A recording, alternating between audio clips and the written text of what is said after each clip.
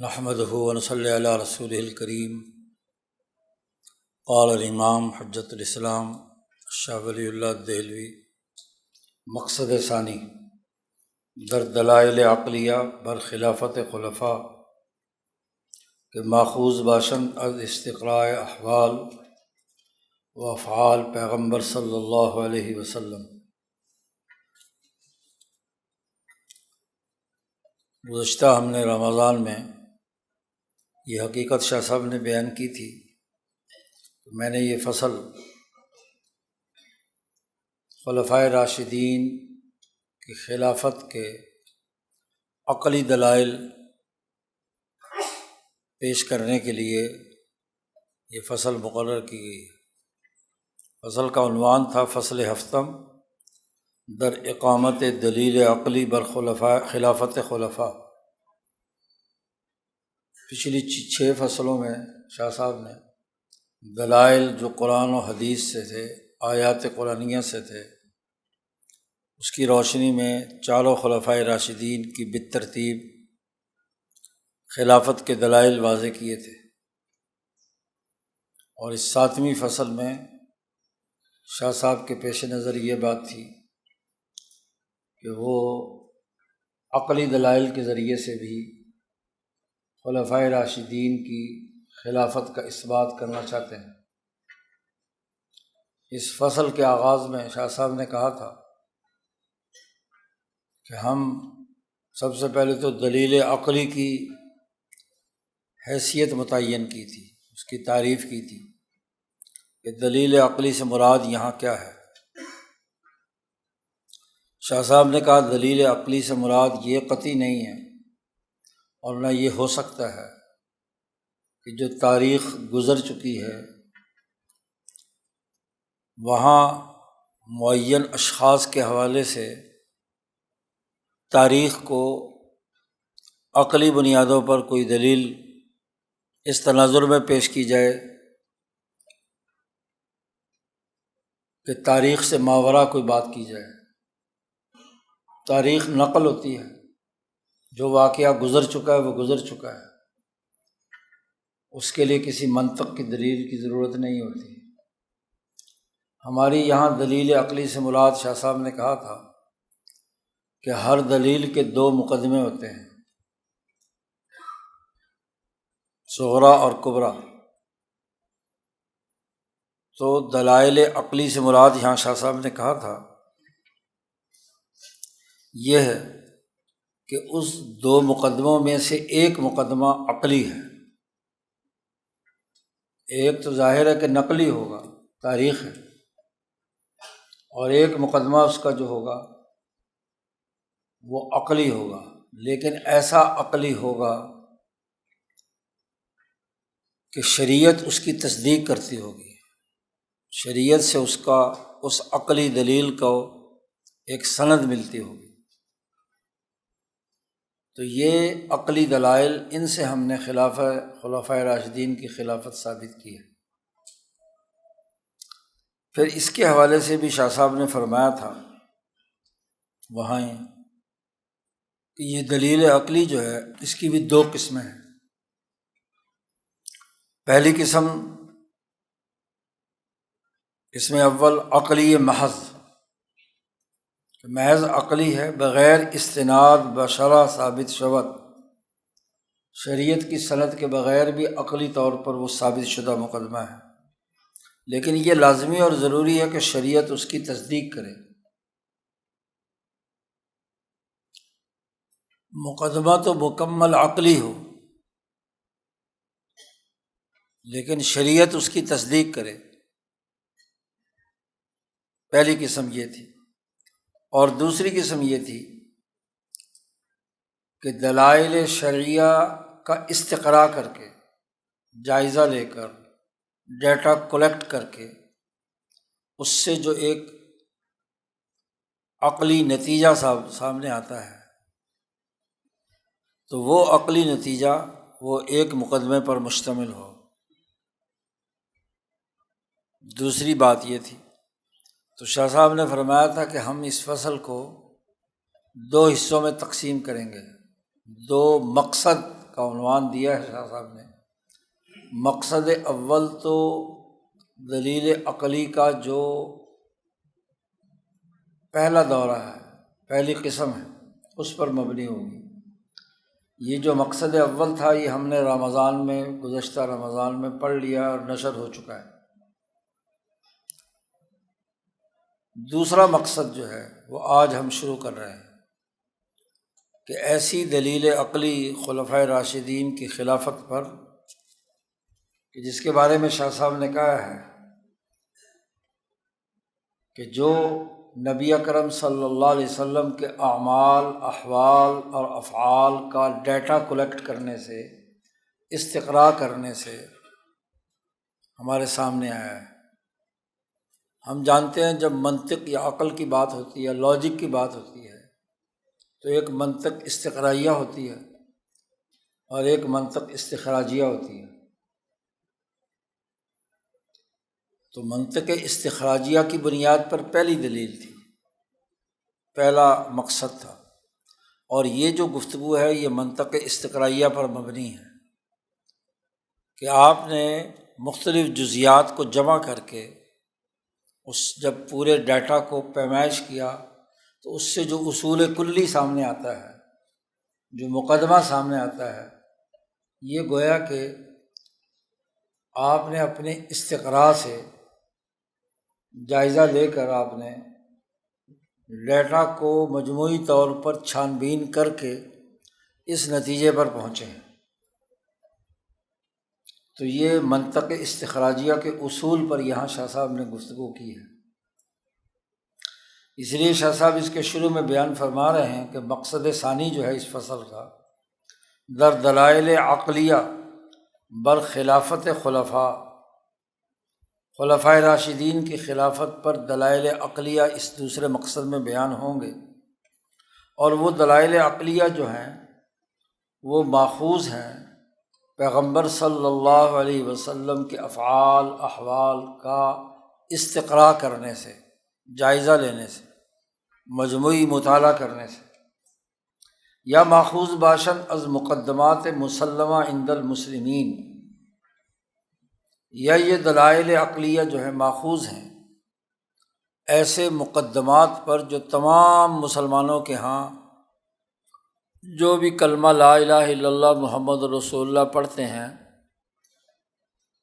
ان کے ہاں وہ مقدمات تسلیم شدہ ہیں، ایسے تسلیم شدہ ہیں کہ نقیض عام مقدمات مستلزم محال شرعی است، کہ اس مقدمے کی ضد شرعی نقطۂ نظر سے قطعی طور پر محال ہے۔ تو ایسے مقدمات جو تمام کے ہاں تسلیم شدہ ہیں، مثلاً تمام مسلمانوں کے ہاں یہ مقدمہ مسلم ہے کہ اللہ تبارک و تعالیٰ جب کوئی وعدہ فرما لیتے ہیں تو اس کی خلاف ورزی نہیں فرماتے، اور اگر کسی ایسے مسئلے میں خلاف ورزی لازم آتی ہو وعدہ الہی کی تو اس کو دنیا کا کوئی فرقہ مسلمان جو ہے وہ نہیں تسلیم کرتا، کیونکہ اللہ جو وعدہ کر لیتا ہے اس کا وعدہ ضرور پورا ہو کر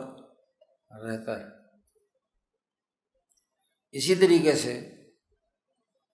یہ بھی تمام مسلمان فرقوں میں تسلیم شدہ مقدمہ ہے کہ پیغمبر صلی اللہ علیہ وسلم معصوم ہیں، ان کے معصوم ہونے پر تمام مسلمانوں کا اتفاق ہے۔ اگر وہ اس مقدمے کو نہ مانا جائے، عقلی مقدمے کو، تو عصمت رسول صلی اللہ علیہ وسلم کے اندر نقد و قدح پیش آئے گی، آپ کی عصمت ٹوٹے گی۔ تو ایسا نہیں ہو سکتا، اس لیے اس مقدمے کو تسلیم کرنا ہے ہمیں۔ اسی طریقے سے یہ مقدمہ بھی تمام مسلمانوں کے ہاں متفق علیہ ہے کہ پوری کی پوری امت مسلمہ مرحومہ وہ کبھی گمراہی پر متفق نہیں ہو سکتی، یہ بات بھی طے شدہ ہے۔ اگر کسی مقدمے کے توڑنے سے کسی عقلی دلیل کے ٹوٹنے سے امت کی گمراہی ثابت ہو چکی ہو، ساری کے سارے لوگ گمراہ ہو چکے ہوں، تو یہ بات تسلیم نہیں کی جا سکتی۔ اجماع امت کے گمراہی پر متفق نہ ہونے کا لازمی نتیجہ یہ ہے کہ آپ وہ مقدمہ تسلیم کریں گے۔ اب شاہ صاحب فرماتے ہیں کہ جو مقدمات تمام مسلمانوں کے ہاں تسلیم شدہ ہیں، ان سے وہ دلائل عقلیہ مرتب کیے گئے ہیں جو خلفائے راشدین کی حقانیت اور ان کی ترتیب پر، کہ وہ کس ترتیب سے خلفاء مقرر ہوئے، اس پر دلالت کرتے ہیں۔ شاہ صاحب کہتے ہیں یہ بحث، اس کو سمجھنے کے لیے بھی دو مقدموں کی ضرورت ہے۔ شاہ صاحب اپنی ہر بات کو ایک منطقی ترتیب سے بیان کرتے ہیں، عقلی بنیادوں پر۔ یہ مبحث بھی منحصر ہے دو مقدموں پر۔ مقدمہ نخستین آنکھ کے بدلائل عقلیہ یقین میں کنیم۔ پہلا مقدمہ یہ کہ دلائل عقلیہ سے ہم یہ یقین کر رہے ہیں کہ نبی اکرم صلی اللہ علیہ وسلم، آپ صلی اللہ علیہ وسلم کے لیے ضروری ہے کہ وہ اپنی امت کے لیے ایک خلیفہ خود متعین فرمائیں، اور یہ کہ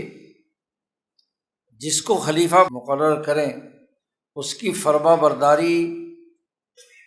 خلافت کے تعلق سے، حکومت اور سیاست کے تعلق سے تمام لوگوں پر لازم ہے۔ یہ بات واضح ہونی چاہیے۔ اور کیوں ضروری ہے کہ حضور صلی اللہ علیہ وسلم بغیر خلافت کے انسانوں کو چھوڑ کر چلے جائیں؟ خود پوری زندگی آپ نے شریعت، طریقت اور سیاست تینوں شعبوں میں 23 سال تک حکمرانی قائم کی، شرعی علوم بتلائے، انسانی دلوں کا تزکیہ فرمایا، اور دنیا سے جائیں اور امت کو بے شتر و مہار چھوڑ کر چلے جائیں؟ ایسا نہیں ہو سکتا۔ پہلے مقصد میں، اس فصل کے پہلے مقصد میں بڑی تفصیل کے ساتھ شاہ صاحب نے یہ بات واضح کی ہے کہ رسول اللہ صلی اللہ علیہ وسلم جو خاتم النبیین ہیں، وہ فرمانروا اور بادشاہ بھی تھے۔ مکہ میں بھی آپ مکہ کے خلافت باطنہ کے نقطۂ نظر سے رئیس و مدینۃ من المدن، شہروں کے سردار کی حیثیت سے سردار تھے، اور مدینہ منورہ میں بھی آئے تو سلطان ناحیہ یا ناظورۃ الدیوان تھے، اور پھر بین الاقوامی حکمران ذوالقرنین کی طرح تھے آپ کے خلفائے راشدین۔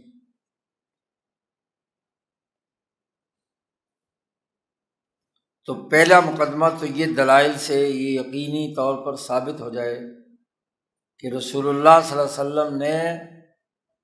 ان دلائل عقلیہ کی روشنی میں یہ بات ثابت ہو جائے، یقین پیدا کر رہے ہیں ہم کہ آپ صلی اللہ علیہ وسلم اتنا بڑا بین الاقوامی انقلاب برپا کر کے جائیں اور اپنے بعد کسی کو خلیفہ ہی نہ بنائیں، اس کا نظم و نسق، اس کا نظم و انتظام کسی کے حوالے نہ کر کے جائیں، یہ کیسے ہو سکتا ہے؟ دوسرا مقدمہ یہ کہ ہم دلائل عقلیہ سے یہ یقین کر لیں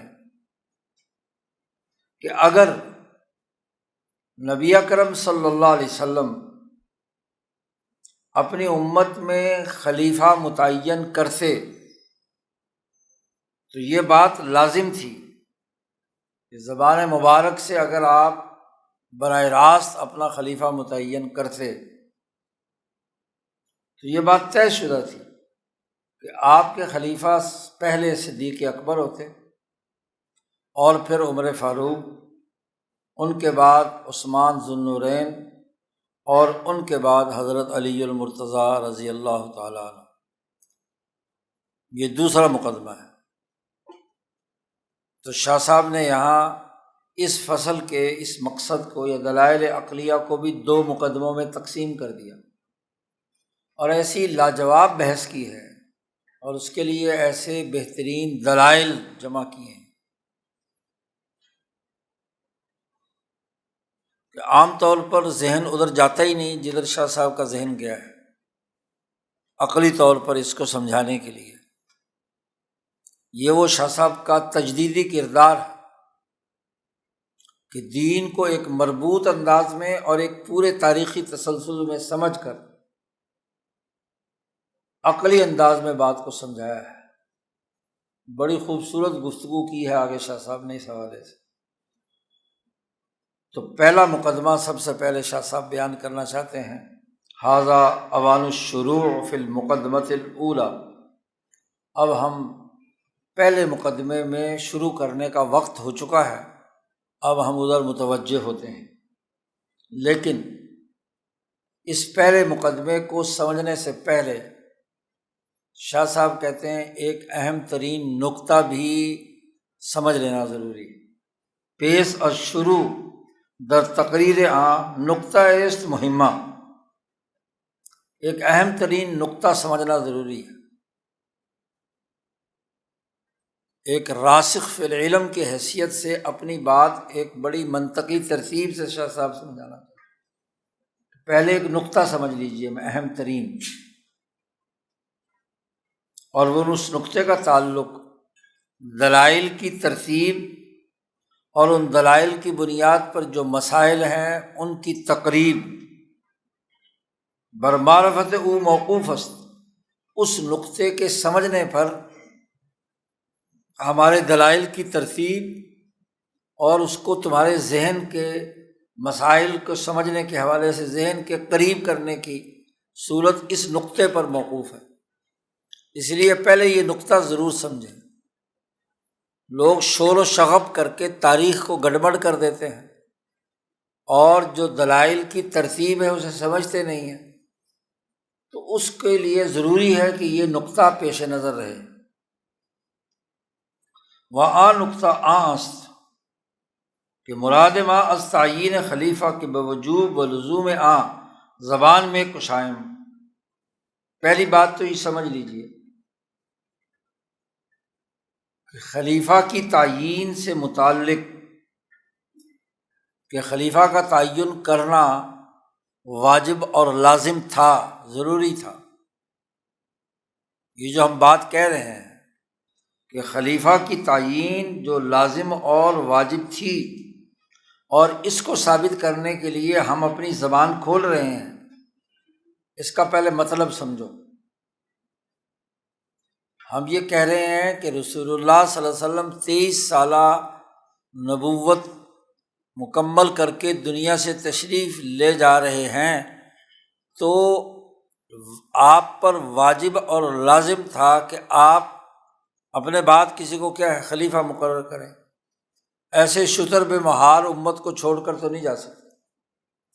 یہ جو ہم کہہ رہے ہیں اس سے ہماری مراد کیا ہے پہلے یہ سمجھیے۔ نہ کہ حضرت صلی اللہ علیہ وسلم نزدیک بوفات خود، اس کا مطلب یہ نہیں ہے، یہ قطعی تصور نہ کریں کہ رسول اللہ صلی اللہ علیہ وسلم نے اپنے وصال مبارک سے پہلے سارے مسلمانوں کو جمع کیا اور ان کو حکم دیا کہ یہ میرا خلیفہ ہے، اس کی بیعت کرو۔ ہم یہ بات نہیں کہہ رہے کیونکہ تاریخ میں ایسا نہیں ہوا کہ سب لوگوں کو جمع کر کے باقاعدہ، اگر یہ بات ہو جاتی تو پھر تو مسئلہ ختم تھا، پھر تو ہم بحث ہی نہ کرتے، پھر تو نص نبوی سے خود بخود کیا ہے ثابت ہو جاتا اور کسی کو فرقہ بنانے کی ضرورت ہی پیش نہ آتی۔ ہم یہ نہیں کہہ رہے کہ رسول اللہ صلی اللہ علیہ وسلم پر وجوب اور لزوم اس طرح تھا کہ آپ صلی اللہ علیہ وسلم نے مسلمانوں کو جمع کیا اور ان کو کہا کہ یہ میرا خلیفہ ہے، اس کی تم بیعت کرو، یا آپ صلی اللہ علیہ وسلم نے کوئی ایسا فعل جس سے اپنے جانشین کے بننے کا اندازہ ہو، سمجھا جا سکے۔ عام طور پر دنیا میں جو بادشاہان اپنا ولی عہد یا اپنا خلیفہ اور جانشین بنا کر جاتے ہیں تو زبان سے نہ بھی کہیں، لیکن وہ ایسا افعال کرتے ہیں جس سے سمجھ آ جاتا ہے کہ جانشین کون ہے۔ از افعال مفہمہ استخلاف دنی حالت بعملہ، جیسا کہ عموماً بادشاہوں کا طریقہ کار ہوتا ہے کہ وہ اپنے کسی جانشین کو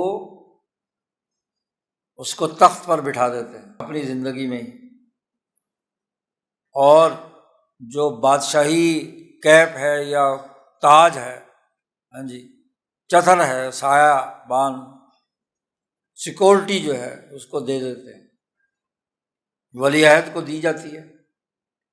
چتر بر سر نہادن۔ اس سے لوگ سمجھ لیتے ہیں کہ زبان سے تو اگرچہ آرڈر نہیں کیا لیکن عملاً وہ سارے کام وہی کر رہا ہے،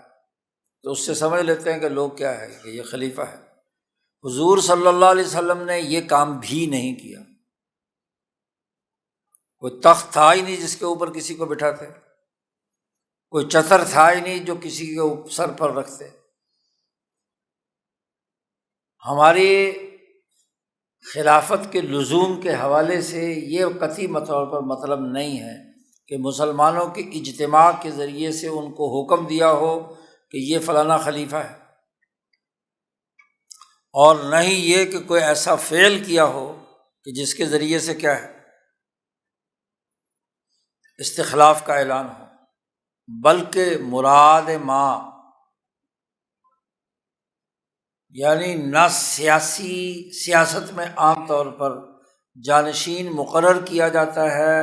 یا تمام لوگوں کو جمع کر کے اپنے جانشین کی بیعت لی جاتی ہے،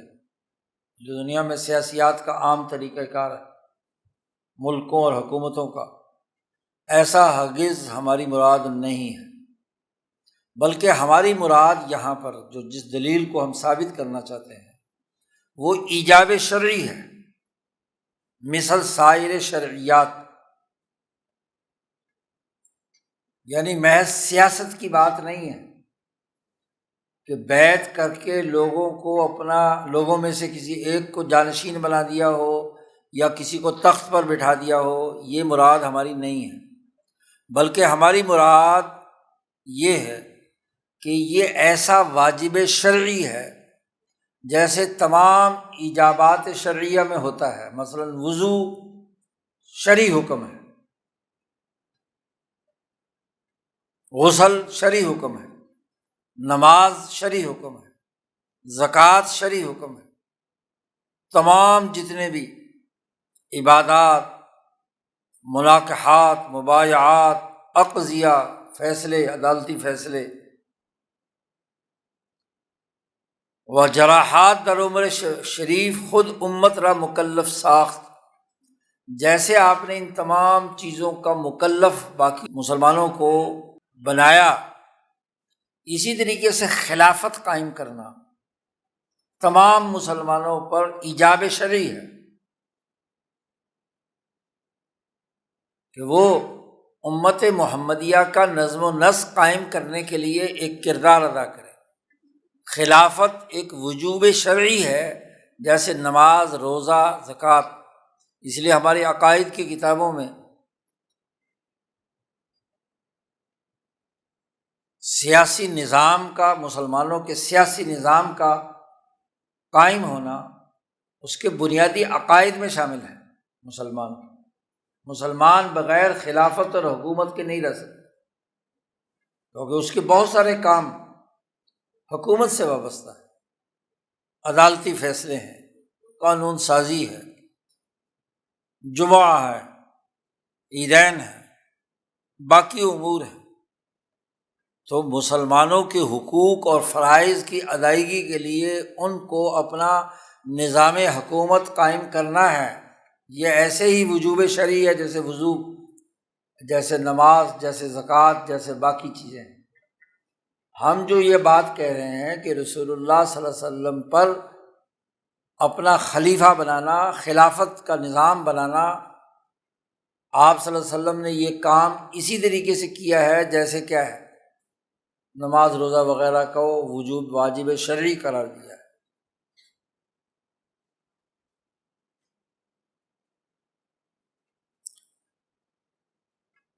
جیسے ان تمام چیزوں کو مکلف بنایا گیا بنص قرآن و اشارہ تارتن، خلافت اسی طریقے سے لازمی ہے جیسے قرآن کی نص سے یا اشارت النص سے، جیسے وضو نماز روزہ وغیرہ جو ہے ان کا مکلف بنایا ہے، ایسے خلافت کا بھی مکلف بنایا ہے۔ ایسے وہ بنص حدیث و اشارہ اخرى، حدیث کی براہ راست نص اور اس نص کے اشارت النص سے، دوسری جگہ پر یعنی احادیث یا قرآن کے نصوص سے جو استدلال کرنے کے 4 طریقے فقہا نے متعین کیے ہیں، ان کے ذریعے سے ایجاب شرعی ہے خلافت کا نظام قائم ہونا۔ وبتشریع اجماع و قیاس صحیح جلی مرتن ثالثتاً، ایسے ہی امت کے اندر تیسری اہم ترین دلیل اجماع امت اور قیاس سے صحیح، تیسری دفعہ ان کے ذریعے سے بھی خلافت کا ایجاب شرعی ہونا، واجب شرعی ہونا دلائل عقلیہ سے ثابت ہے۔ شاہ صاحب کہتے ہیں ہم چنی واجب است، اسی طرح یہ بات واجب اور لازم ہے کہ بخلیفہ خاص مکلف سازد، کہ خلیفہ خاص کو پابند کریں کہ بیان انواع تکلیف کی تقریر کر دیں کہ یہ جتنی بھی ہم نے دین اسلام کے کاموں کا پابند بنایا گیا ہے وہ ان تمام کاموں کو سر انجام دے، عدالت لگائے، قانون سازی کرے، مسلمانوں کے حقوق کی حفاظت کرے، ظلم سے بچائے، انصاف قائم کرے، وغیرہ وغیرہ وغیرہ سارے کام۔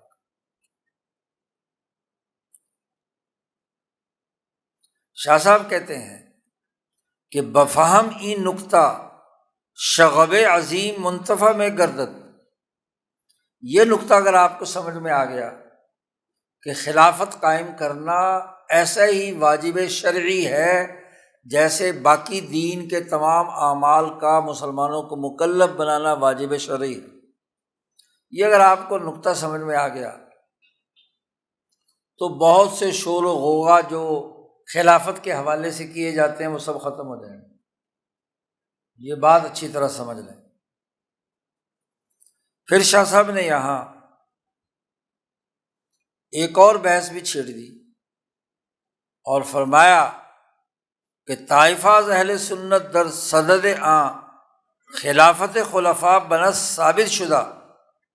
و حدیث چند دری باب روایت کنند، اہل سنت والجماعت کی ایک جماعت، ایک طائفہ، ایک گروہ اس حوالے سے یہ کہتا ہے کہ خلفائے راشدین کی جو خلافت ہے وہ نصوص سے ثابت شدہ ہے اور اس سلسلے میں چند احادیث بھی پیش کی جاتی ہیں۔ تو ایک چھوٹی سی جماعت تو یہ کہتی ہے، لیکن وہ اکثر از متکلمین و محدثین درپے کے، جبکہ اکثر متکلمین و محدثین اس بات کے درپے ہیں کہ خود نبی اکرم صلی اللہ علیہ وسلم نے براہ راست استخلاف نہیں فرمایا، یعنی خود ان معین اشخاص کو خلیفہ مقرر نہیں فرمایا۔ وہ نقل چند دری باب روایت میں کنن، اور چند روایات اس باب میں وہ بھی نقل کرتے ہیں، لیکن جب ہم انصاف کی نظر سے دیکھتے ہیں تو یہ جتنی نقولات پیش کی جاتی ہیں ان متکلمین اور محدثین کی طرف سے، یہ دراصل محمول ہیں اس بات پر کہ خاص شخصیت کے مقرر کرنے کی نفی پر تو ہو سکتی ہیں کہ در وقت عقد ولایت عہد میں باشد، کہ اپنا ولی عہد مقرر کرنے کے حوالے سے کیا ہے اس حوالے سے ہوتی ہیں، لیکن یہ تمام احادیث خلافت پر دلالت کرتی ہیں بھی، اور جن کی ادلہ شرعیہ سے یہ بات ثابت ہوتی ہے کہ خلافت قائم کرنا لازم اور واجب ہے، کیونکہ یہاں اس مقدمے میں ہم یہ بات ثابت کرنا چاہ رہے ہیں کہ خلافت کا نظام قائم کرنا یہ واجب اور لازم تھا۔ چنانچہ روایت لائے ہیں، قال محمد بن اسحاق حدثنی محمد بن ابراہیم عن قاسم بن محمد، وہ فرماتے ہیں کہ مجھ سے محمد بن ابراہیم نے روایت کیا، اور وہ کہتے ہیں قاسم بن محمد نے ان سے کہا کہ ان رسول اللہ صلی اللہ علیہ وسلم قال،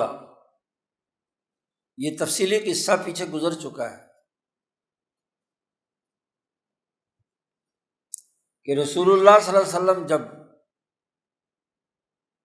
مرض الموت میں تکلیف کی حالت میں گھر میں تھے اور نماز پڑھانے کے لیے باہر تشریف نہ لے جا سکے، کئی دفعہ کی جدوجہد اور کوشش کے بعد، تو آپ صلی اللہ علیہ وسلم نے آپ کے ارد گرد جو لوگ موجود تھے، حضرت عائشہ اور حفصہ وغیرہ خواتین، ان سے کہا کہ مروا ابا بکر ولیصلی بالناس، ابو بکر کو حکم دو کہ وہ نماز پڑھائیں۔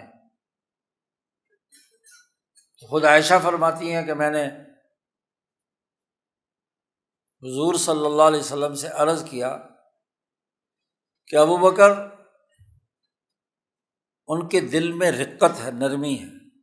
آپ کو مصلی پر نہیں پائیں گے تو رونے لگ جائیں گے، اس لیے ان سے نماز نہیں پڑھائی جائے گی۔ آپ حضرت عمر فاروق کو حکم دیں کہ وہ نماز پڑھائیں، وہ ذرا اپنے آپ کو سنبھال لیتے ہیں۔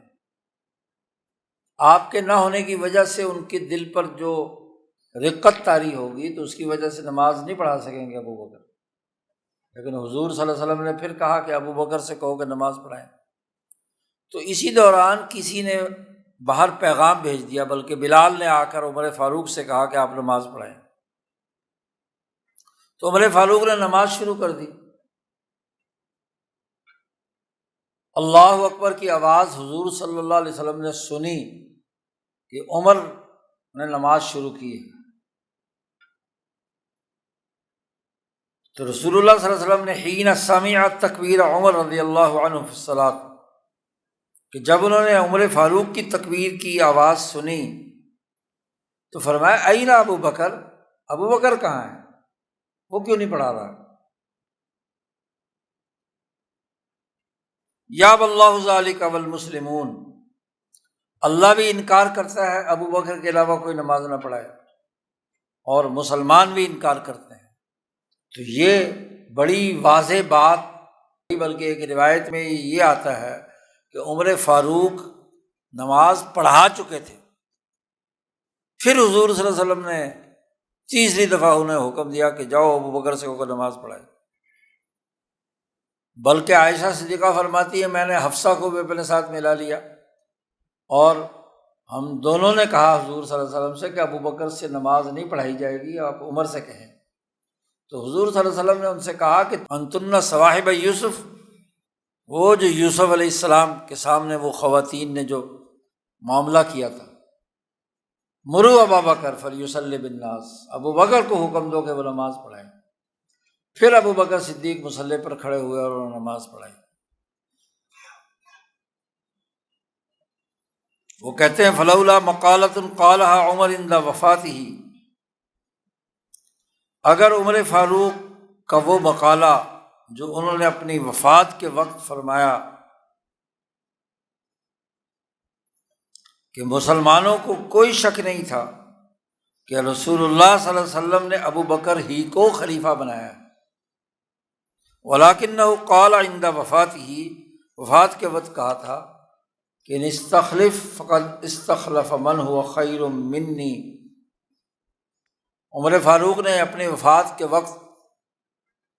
یہ بات ارشاد فرمائی تھی کہ اگر میں اپنے بعد اپنے خلیفہ اور جانشین کا اعلان کے نام کا اعلان کر کے جاؤں تو یہ بات بھی درست ہے، جیسے کہ مجھ سے پہلے ابو بکر نے مجھے خلیفہ نامزد کر دیا تھا، اور اگر میں تمہیں چھوڑ کر چلا جاؤں کہ تم اپنا خلیفہ خود منتخب کرو تو یہ بات اس بات سے بھی زیادہ بہتر ہے۔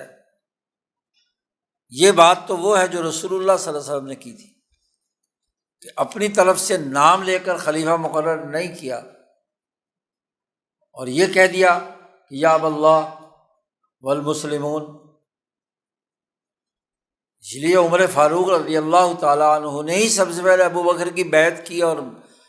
ثقیفہ بنی ساعدہ میں مسلمانوں نے آپ کو خلیفہ منتخب کیا۔ تو دو طریقے ہیں استخلاف کے، ایک نبی اکرم صلی اللہ علیہ وسلم کی سنت ہے جس کو عمر فاروق نے کہا کہ وہ زیادہ بہتر سنت ایک وہ بھی ہے، اور ایک سنت وہ ہے جو ابو بکر صدیق کی ہے کہ انہوں نے کیا ہے خلیفہ مقرر اپنی زندگی میں ہی عمر فاروق کو کر دیا تھا۔ تو فعرف الناس، شاہ صاحب کہتے ہیں لوگوں کو پتہ چلا کہ رسول اللہ صلی اللہ علیہ وسلم نے اپنے بعد کسی کو خلیفہ نہیں بنایا تھا۔ فکان عمر رضی اللہ عنہ غیر متہم علی ابی بکر رضی اللہ تعالی عنہما، اس دن لوگوں کو پتہ چلا کہ عمر فاروق رضی اللہ تعالیٰ عنہ ابو بکر رضی اللہ تعالیٰ عنہ کے حوالے سے کیا ہے یہ بات فرما رہے ہیں۔ جب یہ بات یہاں واضح ہو گئی کہ جو لوگ یہ کہتے ہیں کہ نص سے یہ بات ثابت ہے کہ خلفاء کا تقرر، خاص طور پر ابوبکر صدیق کا تقرر رسول اللہ صلی اللہ علیہ وسلم سے ہوا، تو نص جلی سے مراد کیا ہے؟ شاہ صاحب نے اس کو واضح کیا کہ نص جلی سے مراد ہماری بات یہ نہیں ہے کہ کوئی ایک صریح آیت نازل ہوئی ہے اس باب میں کہ کس کو خلیفہ مقرر کیا جائے، یا کوئی صریح حدیث تواتر سے ثابت ہے، بلکہ میں تواند بود کہ آیات و احادیث بسیار از اخبار در قدر مشترک استخلاف متحد باشد۔ ہم جس نص جلی کی بنیاد پر یہ کہہ رہے ہیں کہ خلافت قائم کرنا واجب اور لازم تھا، یہ آیات اور احادیث کے قدر مشترک سے یہ بات ثابت ہے کہ استخلاف ضروری تھا۔ اتنی بڑی امت کو بغیر خلیفہ کے چھوڑ کر نہیں جایا جا سکتا۔ و درباز نام ای خلفاء بصری کے رمز و ابہام بردہ باشد، اور جو بعض خلفاء کے نام بیان ہو رہے ہیں یہ بطور اشارہ اور جملہ مبہمہ کے طور پر ہے۔ وباسم خلافت تصریح کردہ باشند کما قال عز وجل، اور خلافت کا لفظ جو ہے وہ تو واضح طور پر آیات میں موجود ہے، جیسا کہ پیچھے فصلوں میں بھی گزرا ہے۔ شاہ صاحب نے ان میں سے ایک آیت یہاں نقل کر دی کہ وعد اللہ الذین آمنوا منکم وعملوا الصالحات لیستخلفنہم، کہ اللہ نے وعدہ کیا ہے کہ جو لوگ تم میں سے ایمان لائے ہیں اور عمل صالح کیا ہے ان کو خلیفہ ضرور بنائے گا۔ تو استخلاف خلفاء پر یہ آیت بالکل نص صریح ہے۔ یا نام خلفاء بطری کے تعیین و تصریح بردہ باشند و معنی خلافت بکنایا ادا کردہ باشند، اور خلافت کی معنویت کنائے اور اشارے میں نبی اکرم صلی اللہ علیہ وسلم نے بیان فرمائی ہے۔ آپ صلی اللہ علیہ وسلم نے فرمایا اقتدوا باللذین من بعد ابی بکر و عمر، تم اقتدا کرو ان دو آدمیوں کی، ابو بکر کی اور عمر کی۔ تو یہاں لفظ اقتدا استعمال کیا ہے، کوئی استخلاف کا لفظ استعمال نہیں کیا۔ اس سے کیا ہے؟ اشارہ موجود ہے۔ اور بعض جگہوں پر رمز و ابہام ہے،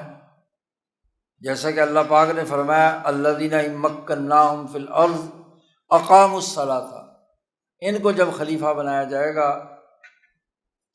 تو یہ نماز کا نظام قائم کریں گے وغیرہ وغیرہ، جو ذمہ داریاں اس آیت میں بیان کی، اس کی تفصیلات بھی پچھلی فصلوں میں گزر چکی ہے۔ اور بعض آیات میں خلافت کے لوازم بئیں عزیزان صریح اس بات کردہ باشد، ان معزز لوگوں کے لیے اس کی طرف اشارہ موجود ہے، اور بعض آیات میں اشارے ہیں، کنائے ہیں، اقتضاء ہے، اقتضاء النص کے ذریعے سے استدلال کیا ہے۔ اگر ان تمام دلائل کو جمع کریں تو بحیثیت مجموعی یہ بات سمجھ میں آتی ہے، جو ہمارا مدعا ہے، کہ یہ آیات اور احادیث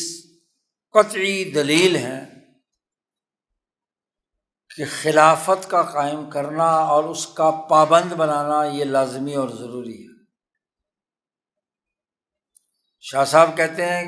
کہ جب یہ نقطہ سمجھ میں آ گیا، وَبَئِیں نقطہ شغب دیگر نیز منتفع میں گردد، اور جو لوگ شور شرابہ مچا کر باتیں کرتے ہیں اس کو بھی یہ نقطہ دفع کر دیتا ہے کہ یہاں ہماری مراد آیات اور احادیث سے خلافت کا نظام قائم کرنا لازمی اور وجوب ایجاب شرعی کے طور پر، یہ ہماری مراد ہے۔ شاہ صاحب کہتے ہیں طائفہ در سرد آن کے خلافت این بزرگواران بنس ثابت است، جو اہل سنت والجماعت کی جماعت طائفہ یہ کہتا ہے کہ ان خلفائے راشدین کی خلافت نص سے ثابت ہے، اس سے مراد نص جلی نہیں ہے، وہ تو کوئی ہے ہی نہیں، نہ آیت میں ہے نہ کوئی حدیث میں ہے، بلکہ اس سے مراد نص خفی ہے، یعنی ان اشارات اور کنایات کے ذریعے سے۔ وہ جمع درمیان آن کے اینجا نص جلی است، اور جو جماعت یہ کہتی ہے کہ نص جلی سے بھی ثابت ہے، جب اسے بھی ہم انصاف کی نظر سے دیکھتے ہیں تو یک حدیث و یک دلیل ازمیان برداریم آن خود جلی نیست، ایک حدیث اور ایک آیت ایسی نہیں ہے جو نص جلی ثابت کرتی ہو، لیکن اس حوالے سے کہ شارع کی بات جو ہم تک پہنچی ہے وہ قطعی ہے اور جلی ہے، اس تناظر میں وہ اسے آپ جلی کہہ سکتے ہیں۔ شاہ صاحب کہتے ہیں دانندگان فن استنباط میں دانند، جو فقہ و اجتہاد اور استنباط کے فن کے جاننے والے ہیں، جانکار ہیں، سمجھدار لوگ ہیں، وہ سمجھتے ہیں کہ مسلمانوں کے درمیان اکثر احکام قطعیہ لازمی اور قطعی احکام وہ ہیں، وہ اسی طریقے سے نص جلی ہے۔ مثلا جمعہ نص جلی اس تناظر میں ہے کہ تسلسل سے پڑھا جا رہا ہے رسول اللہ صلی اللہ علیہ وسلم سے لے کر اب تک۔ عیدین کی نماز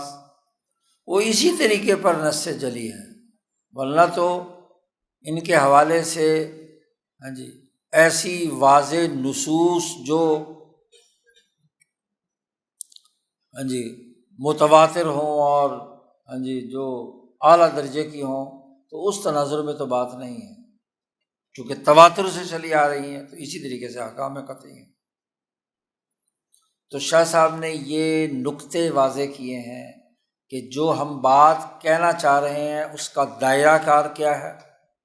وہ یہ کہ خلافت کا قیام، خلافت کا نظام قائم کرنا ایجاب شرعی ہے،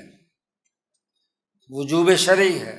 اور اسی طریقے سے وجوب شرعی ہے جیسے نماز، روزہ، باقی تمام چیزیں۔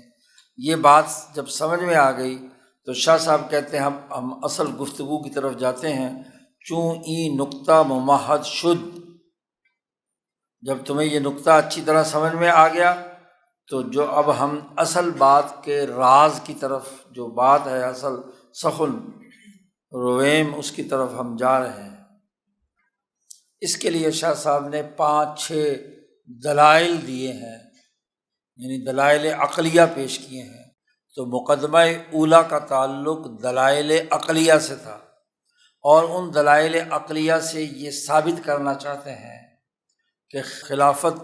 کا قیام ایجاب شرعی ہے۔ یہ نقطہ سمجھ لیجئے، اس کے دلائل یہ ہیں۔ پہلی دلیل بڑی اہم، دلیل اول، پہلی دلیل استقراء احادیث کے در باب فتن روایت میں کنن دلالت ظاہرہ دارت بر آنکے آ حضرت صلی اللہ علیہ وسلم اکثر وقائع آتیہ تقریر فرمودہ است۔ یہ شاہ صاحب نے یہ جو دلیل اول کا جو بنیادی خلاصہ ہے وہ علم الفتن والانذار کے تناظر میں ہے۔ جتنی احادیث امت محمدیہ کو پیش آنے والے فتنوں سے متعلق ہیں کہ کیا کیا آزمائشیں آئیں گی، دین اسلام کی اجتماعیت کو کون کون سے مراحل درپیش ہوں گے، اس کے لیے نبی اکرم صلی اللہ علیہ وسلم نے گفتگو فرمائی۔ تو شاہ صاحب کہتے ہیں کہ آپ اپنے زمانے سے لے کر آخری دنیا کے آخری نظام کے اختتام تک امت محمدیہ کن کن مرحلوں سے دوچار ہوگی، کون کون سے فتنے آزمائشیں اس وجود اسلامی کو لاحق ہوں گے، امت مرحومہ اور مسلمانوں کو درپیش ہوں گے، اس کے حوالے سے جتنی احادیث ہیں ذرا ان کو ایک ترتیب سے مطالعہ کرو اور اس کا ڈیٹا اکٹھا کرو۔ اس کے استقراء سے جو دلیل عقلی وجود میں آتی ہے منطق استخراجیہ کے اصول پر، اسے سمجھنے کی کوشش کرو کہ نبی اکرم صلی اللہ علیہ وسلم اپنی امت سے متعلق جو مستقبل میں پیش آنے والے واقعات ہیں ان کے بارے میں آپ نے گفتگو فرمائی ہے۔ وہ ہر واقعہ را بلفظ ادا کردہ، اور پھر ہر فتنے اور واقعے سے متعلق آپ صلی اللہ علیہ وسلم نے جو الفاظ استعمال کیے ہیں ان پر غور و فکر کرو۔ اس لفظ میں 2 باتیں ضرور ہوں گی، یا تو اس واقعے سے متعلق رضائے خداوندی یا رضائے محمدی کا اظہار ہوگا، اور یا اس واقعے سے متعلق ناراضگی اور غصے کا اظہار ہوگا۔ بلفظ ادا کردہ، ایسے لفظ سے اس واقعے کو بیان کیا کہ رضائے خدا تعالی یا سخط و ازا مفہوم شود،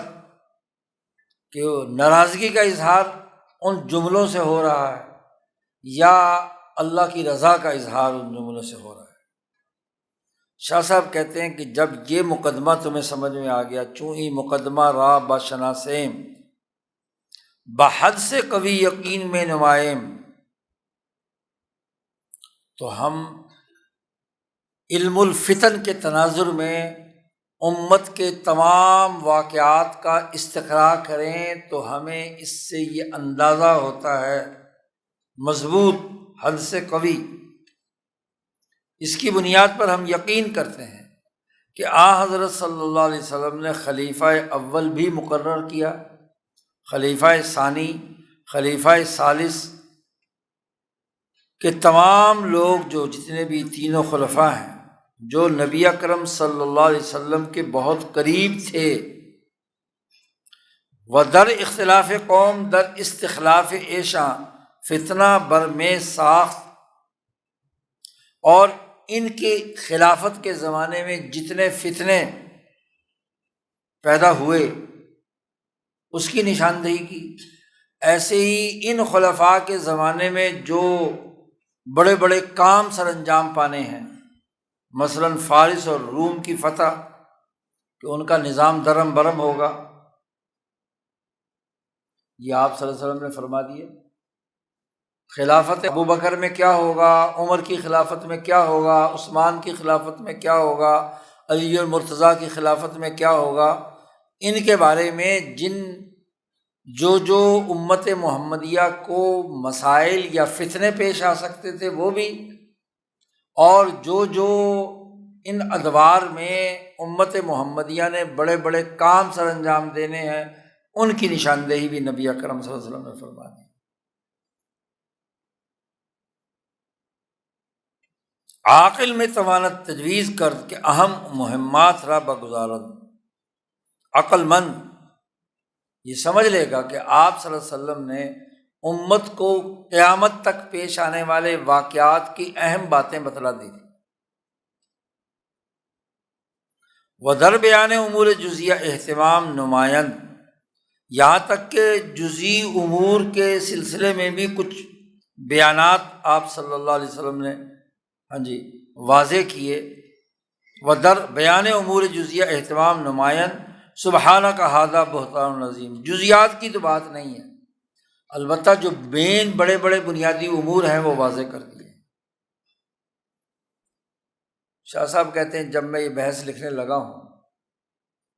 تو میرے قلم کا شاہوار اگر کہیں بہت بلند ہو جائے تو ذرا مجھے معاف کرنا، تمہاری سمجھ میں نہ آئے تو الگ بات ہے، لیکن جب میرا قلم چل پڑا ہے،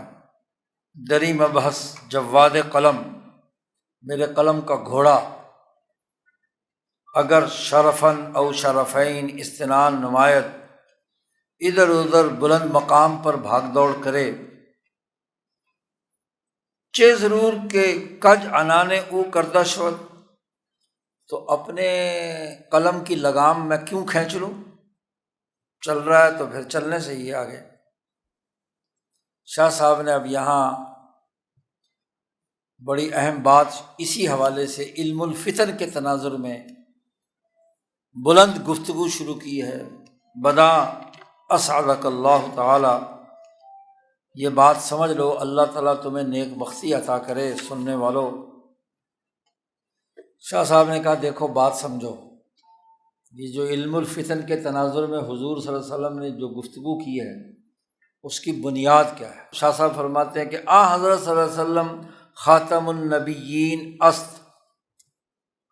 یہ ایک مسلمہ عقیدہ ہے کہ رسول اللہ صلی اللہ علیہ وسلم خاتم النبیین، بعد حضرت صلی اللہ علیہ وسلم پیغمبر نخواہد بود، آپ صلی اللہ علیہ وسلم کے بعد کوئی پیغمبر نہیں آئے گا، یہ بات طے شدہ ہے۔ تا روز قیامت بودنی است، قیامت تک کوئی نہیں آئے گا، آخری نبی ہیں رسول اللہ صلی اللہ علیہ وسلم۔ یہ بات جب آپ مانتے ہیں تو بر زبان وے صلی اللہ علیہ وسلم جاری شد، اب آپ صلی اللہ علیہ وسلم کی آمد سے لے کر قیامت تک کا جتنا دورانیہ ہے اس میں نبی کون ہے؟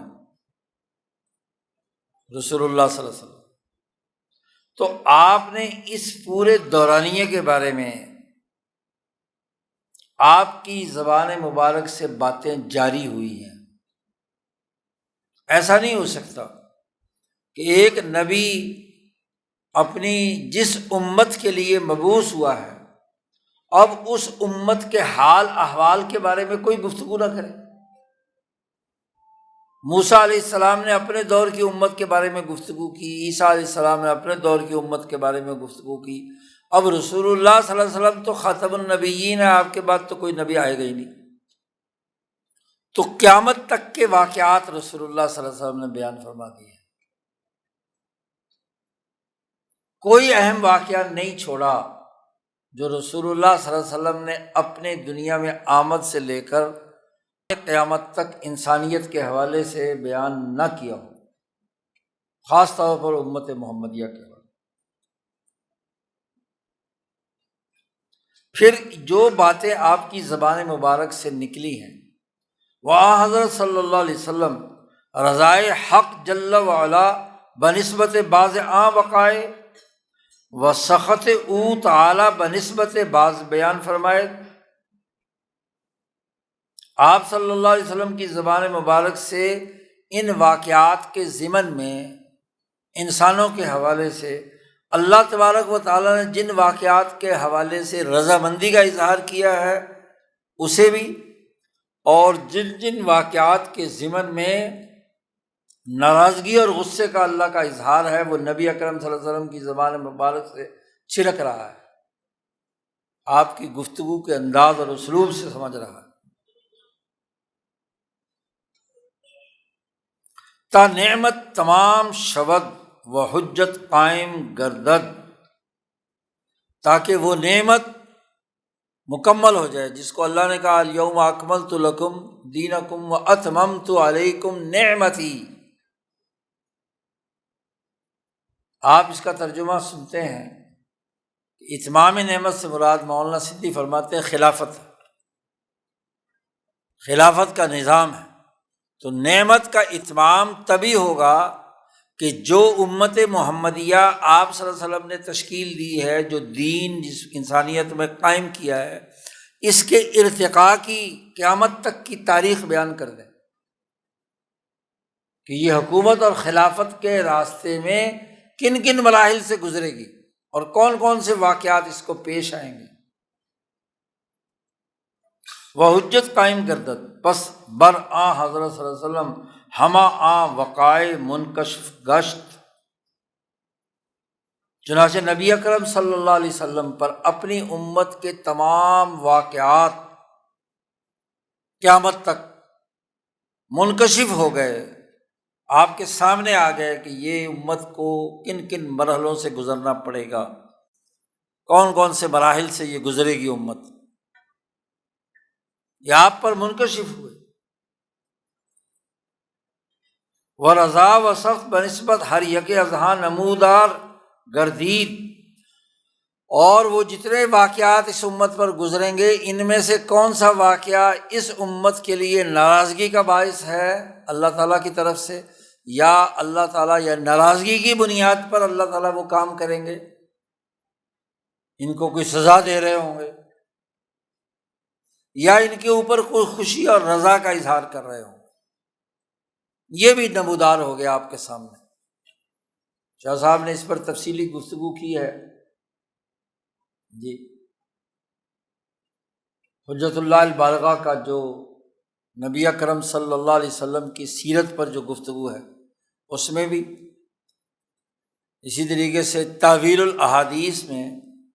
جو نبی اکرم صلی اللہ علیہ وسلم کے کمالات پر بحث کی ہے، بڑے منطقی دلائل سے یہ بات ثابت کی ہے، اور شرعی دلائل سے کہ رسول اللہ صلی اللہ علیہ وسلم کے سامنے اس امت کا پورا مستقبل آپ کو مشاہدہ کرا دیا گیا، اور اس کی بنیاد پر آپ نے واقعات بیان فرمائے ہیں۔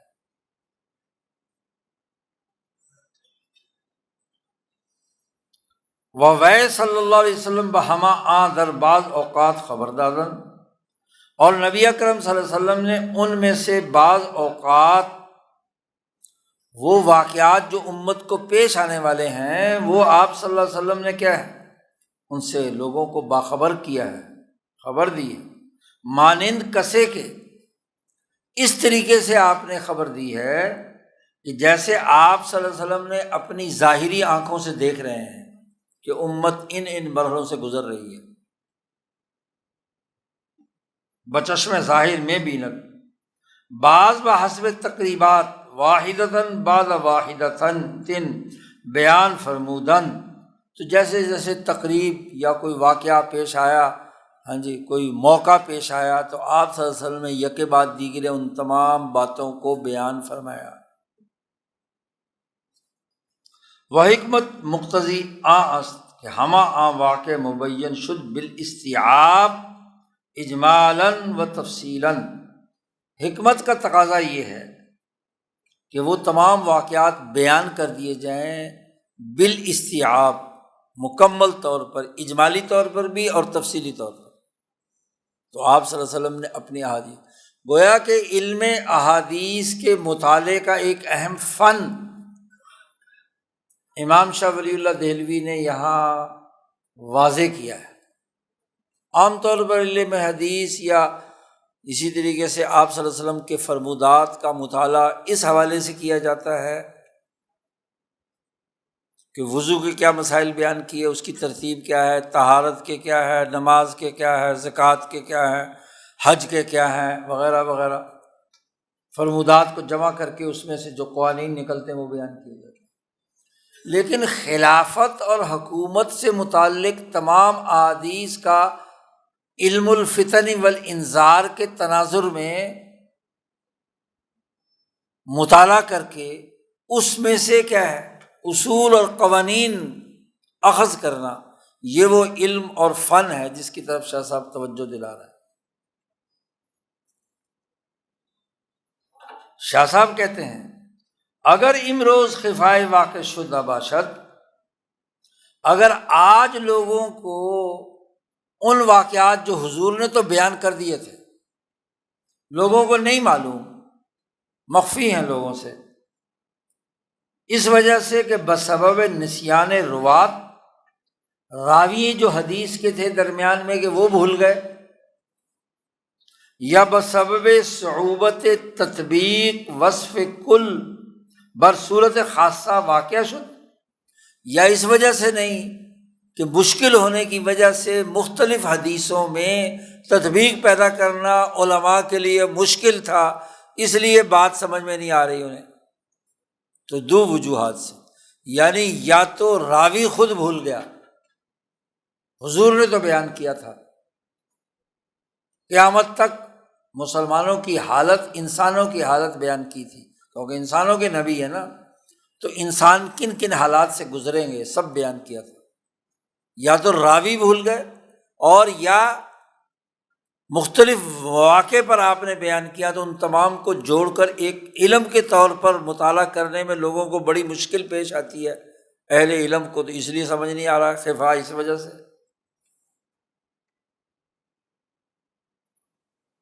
اور یہ حدیث موجود ہے، بخاری میں روایت ہے،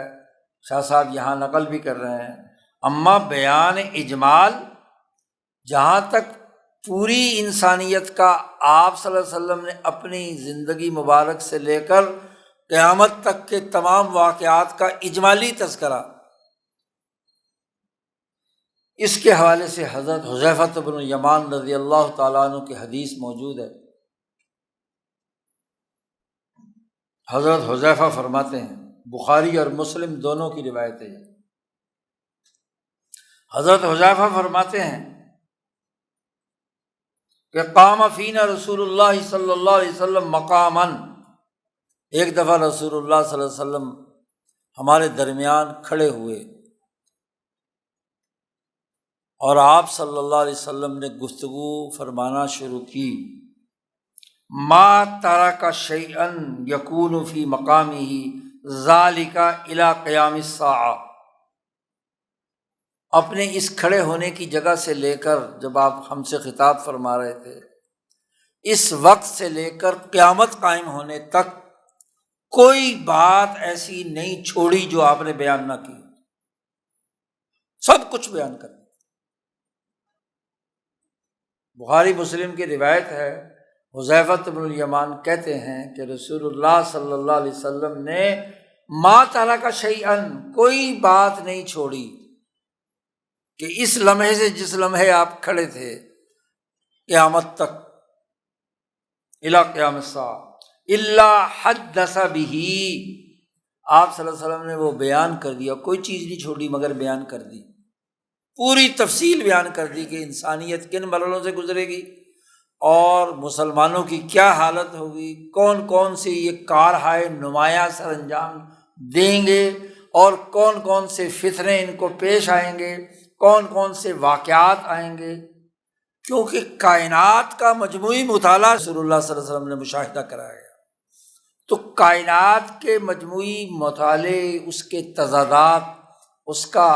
طبیعتی قوانین، اس کے جو ہے روح کے تعلق اور اس کے اعیان وغیرہ وغیرہ جتنی بھی تمام تفصیلیں ہیں، ان کا جو مجموعی مطالعہ یا مشاہدہ رسول اللہ صلی اللہ علیہ وسلم نے فرمایا، آپ صلی اللہ علیہ وسلم نے اس میں سے کوئی بات نہیں چھوڑی، تمام بیان کر دی۔ حذیفہ فرماتے ہیں حافظہ من حافظہ و نسیہ من نسیہ، حضور نے تو A to Z سب کچھ بیان کر دیا، جس کو یاد رکھنے کی توفیق ہوئی اس نے یاد کر لیا، اور جس کو بھولنے کا معاملہ ہوا وہ بھول گیا۔ حافظہ من حافظہ و نسیہ من نسیہ، اس بات کو میرے یہ صحابہ، میرے ساتھی جانتے ہیں۔ ہؤلاء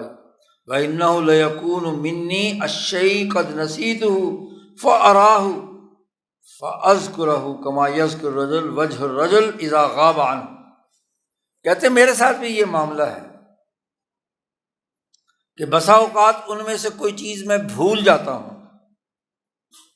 لیکن مجھے اس وقت یاد آ جاتا ہے، اسی طرح یاد آ جاتا ہے جیسے آدمی کسی کا چہرہ دیکھا ہوا ہوتا ہے، تو جب اس سے ملاقات ہوتی ہے تو چہرہ دیکھ کر مجھے جیسے واقعات یاد آ جاتے ہیں نا اس کے ساتھ بیتے ہوئے، اس سے پہلے ذہن میں نہیں ہوتے، لیکن وہ بندہ ملتا ہے تو فوراً واقعہ یاد آ جاتا ہے۔ تو جیسے لوگ آدمی کے چہرے کو دیکھ کر اس سے گزرے ہوئے پرانے واقعات اس کو یاد آ جاتے ہیں، جب وہ کافی عرصہ غائب رہا ہو پھر دیکھے تو پہچانتے ہوئے ساری چیزیں، تو اسی طریقے سے مجھے بھی کچھ چیزیں بھول جاتی ہیں، جب میں دیکھتا ہوں تو مجھے بعد میں یاد آ جاتی ہیں۔ اسی سے شاہ صاحب نے استدلال کیا ہے کہ حضور صلی اللہ علیہ وسلم نے تو قیامت تک انسانوں اور مسلمانوں امت مرحومہ محمدیہ سے متعلق امور اول سے لے کر آخر تک بیان کر دیے تھے، اب کس نے کتنا کیا یاد رکھا اور کس نے نہیں یاد رکھا، تو یا تو راوی بھول گئے ہم سے بیان کرنے والے، یا وہ مختلف ٹکڑوں میں لوگوں نے روایت کیا اور علماء اس کو ایک علم کے طور پر، علم تاریخ یا علم خلافت کے طور پر مرتب کرنے میں مشکل پیش آئی تو انہوں نے اس مشکل پتھر کو چھوڑ دیا۔ امام شاہ ولی اللہ دہلوی وہ فرد ہیں کہ جنہوں نے ان پوری احادیث کو ایک تاریخی ترتیب کے ساتھ سمجھنے کی کوشش کی ہے، اس علم کے اصول اور ضابطے متعین کیے ہیں۔ یہی بات امام شاہ ولی اللہ کے بارے میں مولانا عبید اللہ سندھی فرماتے ہیں کہ شاہ ولی اللہ صاحب وہ فرد ہیں کہ جنہوں نے تاریخ انسانی اور تاریخ انبیاء اور تاریخ خلافت اس کو ایک مربوط انداز میں سمجھایا ہے۔ سب سے بڑا انسانیت پر شاہ صاحب کا احسان یہ ہے کہ انہوں نے اس تاریخ، مثلاً انبیاء کی تاریخ پر تعبیر الاحادیث لکھی، رسول اللہ صلی اللہ علیہ وسلم کی 23 سالہ دور کے بارے میں کیا ہے، حجت اللہ میں، لمحات میں، ادھر ادھر گفتگو کے اپنی کتابوں میں، پھر خلفائے راشدین کا دور، پھر اس کے بعد جو پوری بعد کی تاریخ ہے حجت اللہ میں اس پر بحث کی۔ تو پوری تاریخ انسانیت ترتیب کے ساتھ اور بڑی گہرائی کے ساتھ احادیث کے تناظر میں، حضور صلی اللہ علیہ وسلم کی احادیث کا شاہ صاحب نے بڑا گہرا، یونیک، استقرائی مطالعہ کیا ہے کہ آپ کی زبان سے نکلنے والے جملوں کے ظاہر اور باطن کو سمجھ کر، بطن البطون کو سمجھ کر، اس کے تناظر میں تاریخی آراء مرتب کی ہیں، فلسفہ تاریخ مرتب کیا ہے کہ بنیادی فلسفہ تاریخ کیا ہے دین اسلام کا۔ دین اسلام ایک سمجھ لیجیے ایک وجود ہے، اس وجود کو رسول اللہ صلی اللہ علیہ وسلم نے 23 سال کی محنت اور جدوجہد سے انسانیت میں قائم کیا اور غالب کیا، لیظہرہ علی الدین کلہ۔ یہ وجود قیامت تک رہے گا، فنا نہیں ہوگا،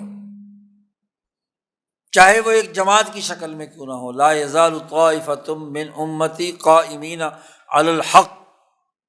ہاں، جیسے ہر وجود کو امراض لاحق ہوتے ہیں، حادثات اور واقعات پیش آتے ہیں، فنا نہیں ہوگا، اسلام قائم رہے گا حتیٰ تقوم الساعہ۔ حضور نے فرمایا تھا کہ یہ دین غالب اور قائم رہے گا حتی یاتی امر اللہ، اللہ کا حکم جب، تو یہ نہیں ہے کہ دین ختم ہو جائے گا، لیکن اس وجود دینی کو، امت مسلمہ کو مختلف واقعات، جیسے ایک انسانی وجود اپنی زندگی میں مختلف واقعات اور مراحل سے گزرتا ہے، امراض بھی لاحق ہوتے ہیں، بیمار بھی ہوتا ہے، ہاں جی، چیزیں بھی ہوتی ہیں، لیکن وہ وجود باقی رہتا ہے۔ حضور صلی اللہ علیہ وسلم امت محمدیہ بلکہ امت انسانیہ کے طبیب ہیں، تو جیسے طبیب امراض کی نشاندہی کرتا ہے کہ اس جسم کا جو اس وقت کی صورتحال ہے وہ ایسی ہے کہ اس کو یہ امراض لاحق ہو سکتے ہیں، ان کا یہ علاج کیا جانا چاہیے، ایسے ہی رسول اللہ صلی اللہ علیہ وسلم نے امت محمدیہ کے بارے میں بتایا کہ یہ امراض اس کو لاحق ہو سکتے ہیں، ان مراحل سے گزرے گی، اور اس وقت اس کو یہ علاج کرنا ہے۔ یہ مطلب نہیں کہ حضور صلی اللہ علیہ وسلم نے امراض کی نشاندہی کر دی تو اب ضرور مرض کے انتظار میں امت بیٹھ جائے کہ جی چونکہ حضور نے فرمایا تھا کہ جی یہ مرض لاحق ہوگا تو یہ مرض تو ضرور لاحق ہوگا، جو کوئی بات ہے، ہاتھ پیر توڑ کر بیٹھنا تو نہیں ہے۔ وجود دینی کو، امت محمدیہ کو جن جن مراحل اور واقعات سے گزرنا ہے وہ حضور کی احادیث سے اسے اخذ کر کے شاہ صاحب نے ایک ترتیب سے بیان کیا ہے۔ یہ بات تو کیا ہے، اجمالی طور پر ان واقعات کا بیان ہے۔ شاہ صاحب کہتے ہیں وَأَمَّا بیان عام وقائع تفصیلاً، وہ واقعات جو پوری امت میں تفصیلی طور پر حضور صلی اللہ علیہ وسلم نے امت کے بیان کیے ہیں۔ فرماتے ہیں شاہ صاحب کہ حضرت صلی اللہ علیہ وسلم از خلافت صدیق رضی اللہ تعالی عنہ خبردارن در احادیث بسیار از منامات وغیر من ذالک قولہ۔ جی آپ دیکھیے کہ ہم خلافت صدیق اکبر سے شروع کرتے ہیں، شاہ صاحب نے وہاں سے لے کر، ہاں جی، اگرچہ یہ کتاب اتنی بڑی نہیں ہے کہ جناب ساری حدیث جمع کر کے پوری تاریخ مرتب کرے، لیکن بنیادی اصول شاہ صاحب نے یہاں واضح کر دیا، اور احادیث کا ایک مختصر سا خلاصہ، ہاں جی، شاہ صاحب نے یہاں بیان کر دیا خلافت صدیق اکبر سے لے کر آج تک کہ کون کون سے ان کو امراض لاحق ہونے ہیں، کیا کیا کن کن مراحل سے گزرنے ہیں۔ تو شاہ صاحب فرماتے ہیں کہ رسول اللہ صلی اللہ علیہ وسلم نے مثلاً صدیق اکبر کی خلافت کا ذکر کیا تھا بہت ساری احادیث میں، خوابات کے اندر بھی اور اس کے علاوہ بھی۔ مثلاً حضور صلی اللہ علیہ وسلم نے اس عورت سے کہا تھا، یہ تفصیلی حدیث پیچھے گزر چکی ہے، کہ وہ عورت، اس کو کوئی ضرورت اور حاجت تھی، حضور صلی اللہ علیہ وسلم کے آخری زمانے میں وہ بحرین سے جب مال آیا تو وہ پیسے لینے کے لیے آئی تھی، ضرورت تھی اس کی، وہ پیسے تقسیم ہو چکے تھے، تو حضور صلی اللہ علیہ وسلم نے اس سے فرمایا کہ تو بعد میں آ کر لے لینا۔ اس عورت نے کہا یا رسول اللہ اگر آپ دنیا میں نہ ہوئے تو پھر میں کس سے لوں؟ تو حضور نے فرمایا ان لم تجدینی، اگر تو مجھے نہ پائے تو ابو بکر کے پاس آ جانا۔ بحرین کا سرکاری مال آئے اور ابو بکر ذمہ دار ہو دینے کا، تو اس کا کیا مطلب ہے؟ اشارہ ہے اس بات کی طرف کہ میرے بعد کون ہوگا خلیفہ؟ ابو بکر صدیق رضی اللہ تعالیٰ۔ شاہ صاحب کہتے ہیں وہیں حدیث دلالت میں کند برصحت خلافت حضرت صدیق اکبر، یہ حدیث دلالت کرتی ہے حضرت صدیق اکبر کی خلافت کی صحیح ہونے پر، اس لیے کہ رسول اللہ صلی اللہ علیہ وسلم ماجرا را بطریق وحی معلوم فرمودن، حضور صلی اللہ علیہ وسلم کو یہ پورا ماجرا وحی کے ذریعے سے معلوم ہو چکا تھا، وہ تقریر نمودن و اظہار کراہیت نہ کردن، آپ نے اس کو مزید پختہ کر دیا اور اس بات پر کوئی کراہت کا اظہار آپ نے نہیں کیا۔ اس کا مطلب ہے کہ راضی ہیں کہ ابوبکر صدیق کو امت جب اپنا خلیفہ بنائے گی تو اس عمل پر جو سقیفہ بنی ساعدہ میں ہوا تھا اس پر حضور صلی اللہ علیہ وسلم نے کوئی کراہت کا اظہار نہیں کیا، رضامندی کا اظہار کیا۔ اگر کوئی اصولی یعنی قانون اور اصول فقہ کا آدمی اس استدلال سے جو ہم نے یہاں کیا ہے، اس حدیث سے، عورت والی اس حدیث سے ہم سے کوئی مناقشہ کرے، بحث مباحثہ کرے، جھگڑا کرے جی، تو کہتے ہیں اگر یہ مناقشہ کرے کوئی تو اس کا ہم جواب یہ دیتے ہیں کہ بہقی کی روایت میں جو حسن سے مروی ہے کہ ان عمر اتی بسوارے کسریٰ فالبسہما سراقہ بن مالک فبلغا منکبیہ۔ حسن روایت کرتے ہیں کہ جب کسریٰ ایران کے کنگن اور اس کا مال غنیمت مدینہ پہنچا تھا، تو جو کسریٰ ایران پرانے جو بادشاہ ایرانی بادشاہ تھے، یہ کنگن بھی پہنتے تھے، سونے کے کنگن پورے چڑھائے ہوئے ہوتے تھے بازوؤں پہ، پرانے جتنے بھی بادشاہ۔ تو وہ جب لائے گئے تو عمر فاروق رضی اللہ تعالیٰ عنہ نے سراقہ بن مالک کو بلایا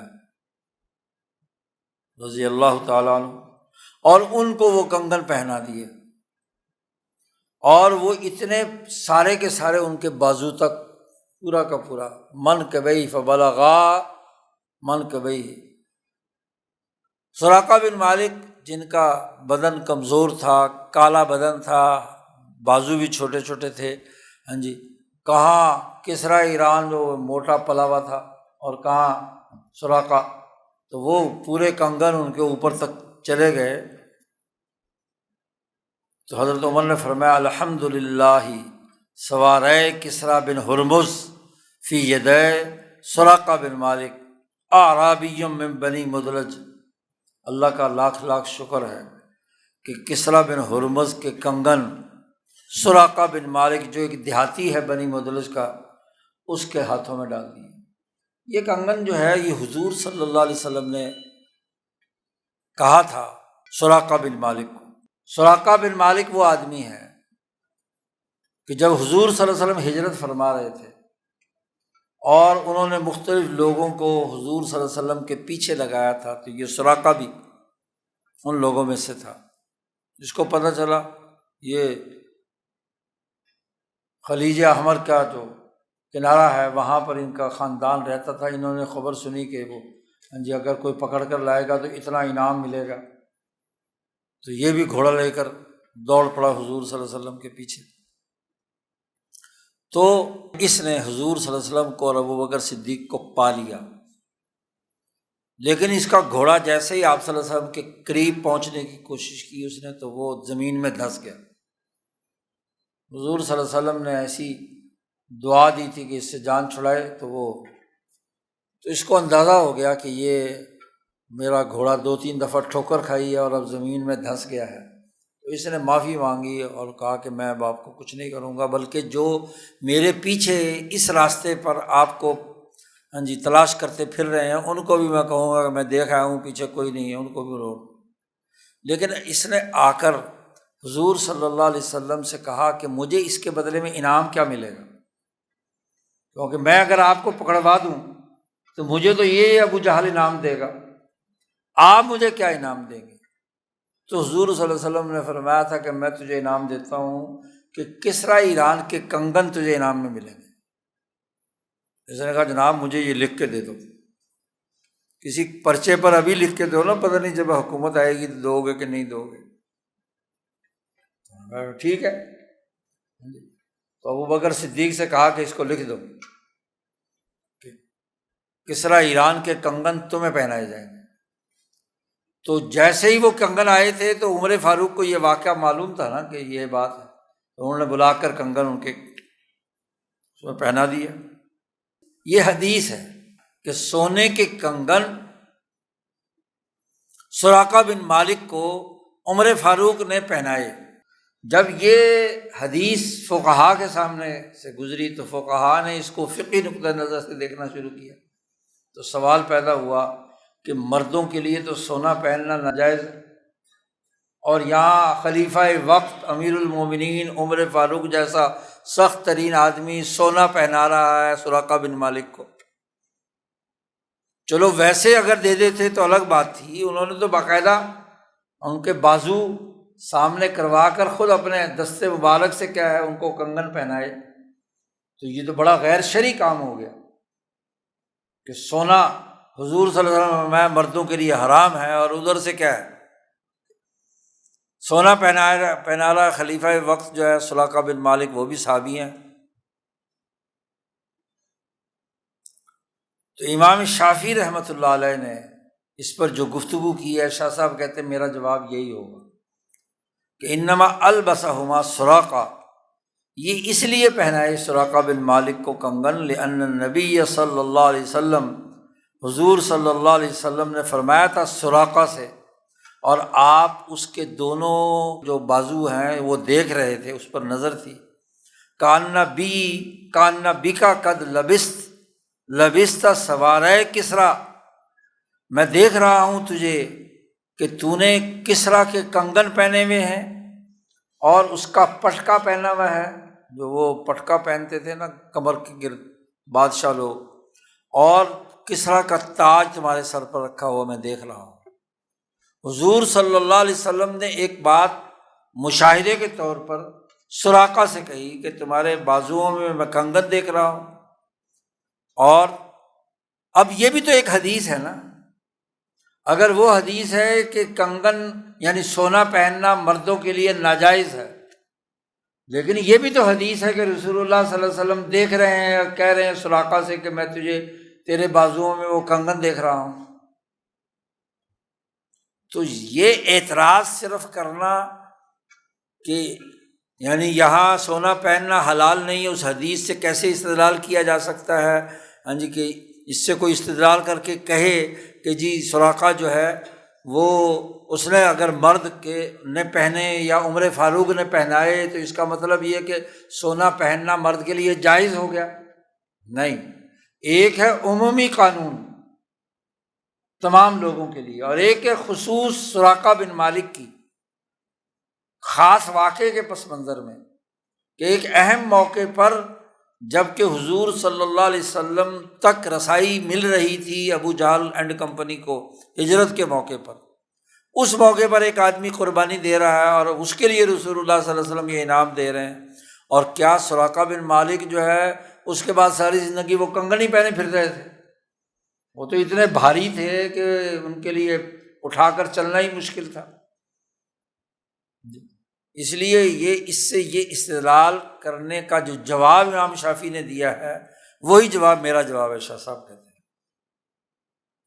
وہ معلوم است کہ این سوار الذہب بود، یہ بات طے شدہ ہے، معلوم ہے کہ یہ جو کنگن تھے یہ سونے کے تھے، اور وہ جو لباس تھا وہ بھی سونے کا تھا، اور مردوں کو یہ پہننا حرام ہے۔ اور امام شافعی جو تمام اصول فقہ کے قانون دانوں کے امام ہیں، رأس اصولیان اور رئیس اصولیان ہیں، وہ خبر دے رہے ہیں کہ نبی اکرم صلی اللہ علیہ وسلم کا سراقہ کے حوالے سے یہ ایک ایسی گفتگو ہے جو مخصص ہے، خاص واقعہ ہے، خاص استثناء ہے عمومی قانون کے مقابلے میں۔ پھر اسی طریقے سے بخاری کی روایت ہے، جابر رضی اللہ تعالیٰ عنہما نقل میں کنت کہ زن خود را میں گفت اخری عنا ان ماتا کی و استدلال میں گیرت بخبر دادن حضرت صلی اللہ علیہ وسلم بوجود انمات۔ حضرت عائشہ صدیقہ رضی اللہ تعالیٰ عنہا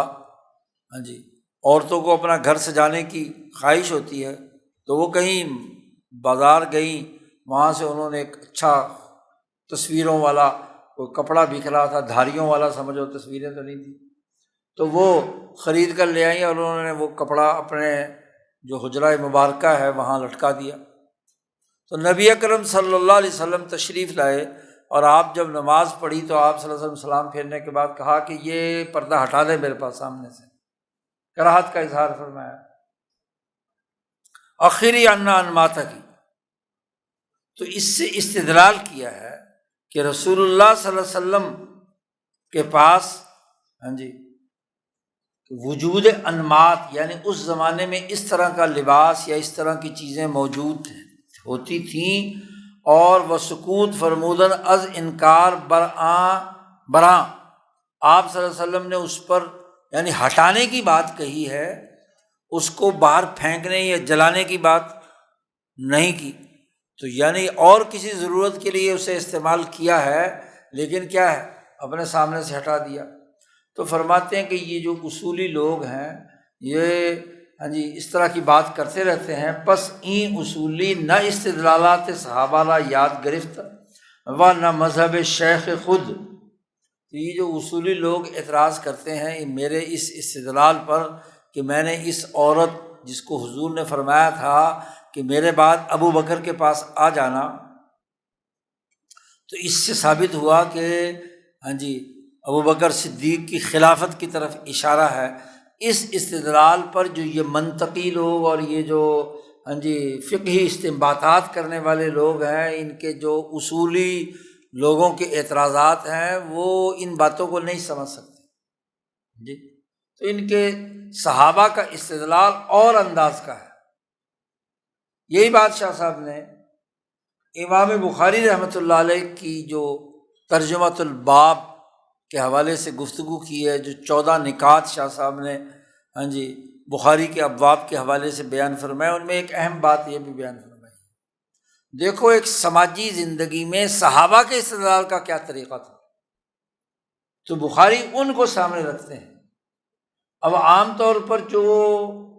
اصولیین ہیں، چاہے وہ حنفی ہوں، شافعی ہوں، مالکی ہوں، ان کا معاملہ یہ ہو جاتا ہے کہ وہ اپنے استدلال جو خود انہوں نے تخریج کیے ہیں ان کی روشنی میں بحث کرنا شروع کر دیتے کہ بخاری کا فلاں ترجمۃ الباب جو ہے وہ حدیث کے ساتھ وہ حدیث، اس حدیث سے یہ ترجمۃ الباب کیسے اخذ ہوتا ہے۔ تو شاہ صاحب نے کہا کہ جو عملی زندگی کے سماجی حقائق ہیں اور جو صحابہ کے استدلال کا طریقہ ہے، بخاری اسے سامنے رکھ کر یہ ترجمۃ الباب قائم کیا ہے۔ تو یہ انداز اور اسلوب صحابہ کا جو ہے استدلال کا، شاہ صاحب نے اسے یہاں واضح کیا کہ یہ استدلال کا طریقہ یہی ہے، یہ تمہاری جو خاص قانونی اصطلاحات کے زمانے میں تم نے تخریجات کی بنیاد پر اصول بنا کر وضع کر لیے اور اس سے تم استنباطات کی بحث کرتے ہو، اس سے الگ بات ہے، اس کا سماجی سوسائٹی اور سیاسی معاشی معاملات کے ساتھ تعلق نہیں۔ شاہ صاحب کہتے ہیں کہ ہم نے یہاں جو آپ سے گفتگو کی ہے وَإِن سخن بنا بر تبرع است، یہ جو میں نے استدلال کا طریقہ ابھی بیان کیا، شاہ صاحب فرماتے ہیں یہ تو میں نے بطور تبرعاً بیان کیا ہے، گفٹ تمہیں دیا ہے بات سمجھانے کے لیے۔ وَإِلَّا ورنہ تو اقتدوا بالذین من بعد ابی بکر و عمر سری است، ورنہ وہ حدیث جس میں حضور صلی اللہ علیہ وسلم نے فرمایا کہ اقتدا کرو ان دو آدمیوں کی جن کا نام ابو بکر اور عمر ہے میرے بعد، یہ واضح اور صریح حدیث موجود ہے شیخین کے اقتدا کو واجب کرنے کے حوالے سے، اور اس کے نظائر بہت سارے مل جائیں گے احادیث میں، جس کی تفصیلات پیچھے شاہ صاحب کئی جگہ پر بیان کر چکے ہیں۔ تو یہاں اقتدا تبھی ہوگی کہ کوئی امام ہوگا، امام ہوگا تو اقتدا ہوگی نا، مقتدی تو مقتدی تب بنے گا جب کوئی امام ہوگا، تو اس کا مطلب ہے کہ ان دونوں کی امامت کا ذکر اس کے اندر آ گیا۔ بعد ازاں خبر دادن، اس کے بعد آپ نے خبر دی بآ کے در انعقاد خلافت صدیق اکبر، خلاف گونا واقع خواہد شد کہ جب صدیق اکبر کی خلافت قائم ہوگی تو ایک درجے میں اس کا خلاف ہوگا، لیکن یأبی اللہ والمسلمون الا ابو بکر، لیکن مسلمان اور اللہ تبارک و تعالی انکار کرتا ہے کہ ابو بکر کے علاوہ کوئی اور آدمی امام اور خلیفہ نہیں ہوگا۔ اس کے بعد ذرا ابو بکر صدیق کی خلافت سے متعلق جو واقعات ہیں ان کی طرف اشارہ کر رہے ہیں شاہ صاحب۔ بالذا خبر دادن، حضور صلی اللہ علیہ وسلم نے یہ خبر بھی دی بقصہ ردت بتبلیغ آیت، کہ جو مرتد ہوں گے تو اس وقت کیا کام کیا جائے گا۔ تو قرآن کی اس آیت کے حوالے سے یا ایھا الذین آمنوا من یرتد منکم عن دینہ فسوف یأتی اللہ بقوم یحبہم ویحبونہ، کہ جب تم میں سے کچھ لوگ دین سے مرتد ہوں گے تو اللہ تعالیٰ ایسی قوم بھیج دے گا کہ اللہ ان سے محبت کرتا ہے اور وہ اللہ سے محبت کرتا ہے، وہ ان مرتدین کا مقابلہ کریں گے۔ یہ واضح اشارہ اس فتنہ ارتداد کی طرف ہے جس کا مقابلہ ابو بکر صدیق رضی اللہ تعالیٰ عنہ نے کیا۔ وَإِظْهَارِ کمال رضا بئیں قتال فرمودن، اور یہ جو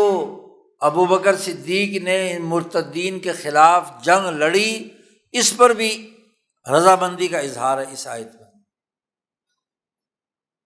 بعد ازاں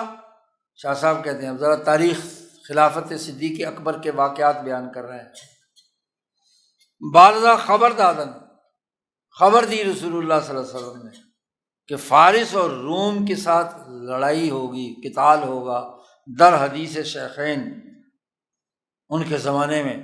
اذا ہلاک کسریٰ فلا کسریٰ بعدہ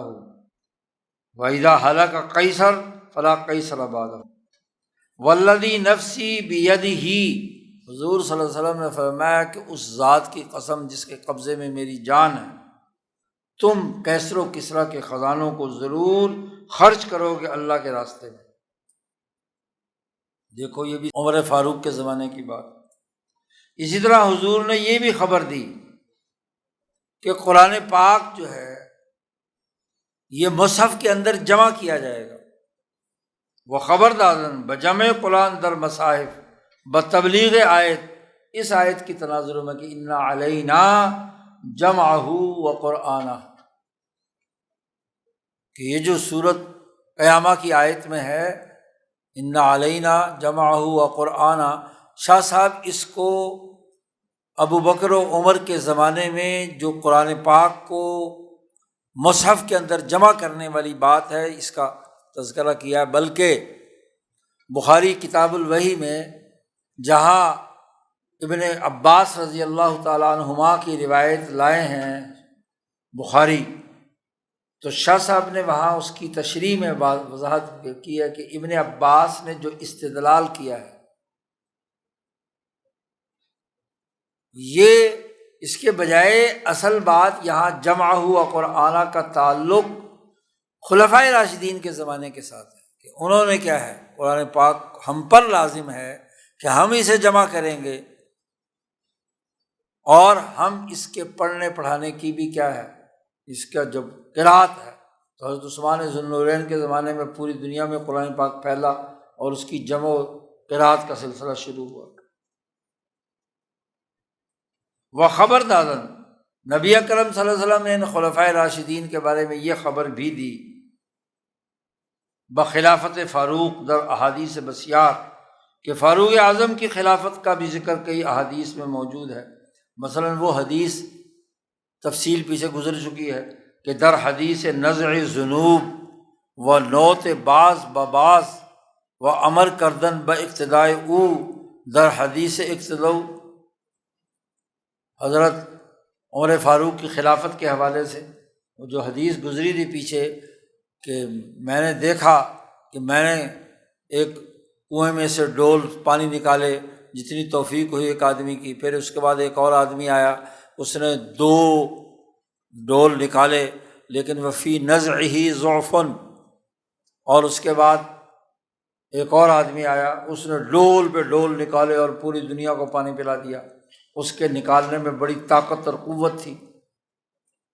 تعبیر فرمائی حضور صلی اللہ علیہ وسلم نے کہ یہ جو آدمی نے پہلے ڈول نکالے یہ تو میں تھا، میرے بعد جو 2 سال ابو بکر صدیق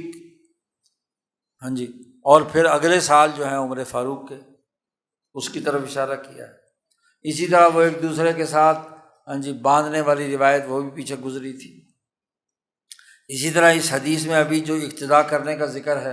کہ ان دو آدمیوں کی اقتداء کرو، اسی طرح رسول اللہ صلی اللہ علیہ وسلم نے حضرت عثمان رضی اللہ تعالیٰ عنہ کی خلافت کی خبر دی تھی، اور یہ بھی فرمایا تھا کہ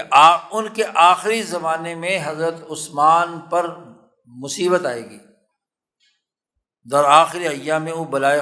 خواہد آمد، اس کی تفصیلات بھی پیچھے گزر چکی ہیں۔ اسی طرح یہ بھی خبر دی تھی حضرت عمر عثمان کو کہ لوگ تیری یہ قمیص خلافت جو ہے یہ اتارنے کی کوشش کریں گے، ہاں جی، لیکن تم کبھی نہ اتارنے دینا اپنی قمیص، کسی کے حوالے نہ کرنا۔ اور یہ بھی فرما دیا تھا کہ اس زمانے میں آپ حق پر ہوں گے، روز برحق خواہد بود و اعدائے او، اور آپ کے دشمن ظالم اور فاسق ہوں گے،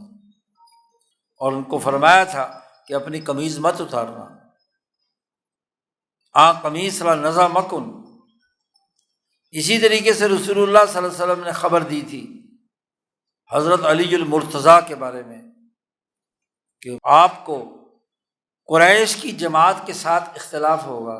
مناقشات شروع ہو جائیں گے، اور جو ناقصین، مارقین اور قاسطین، ان سے آپ کی جنگ ہوگی۔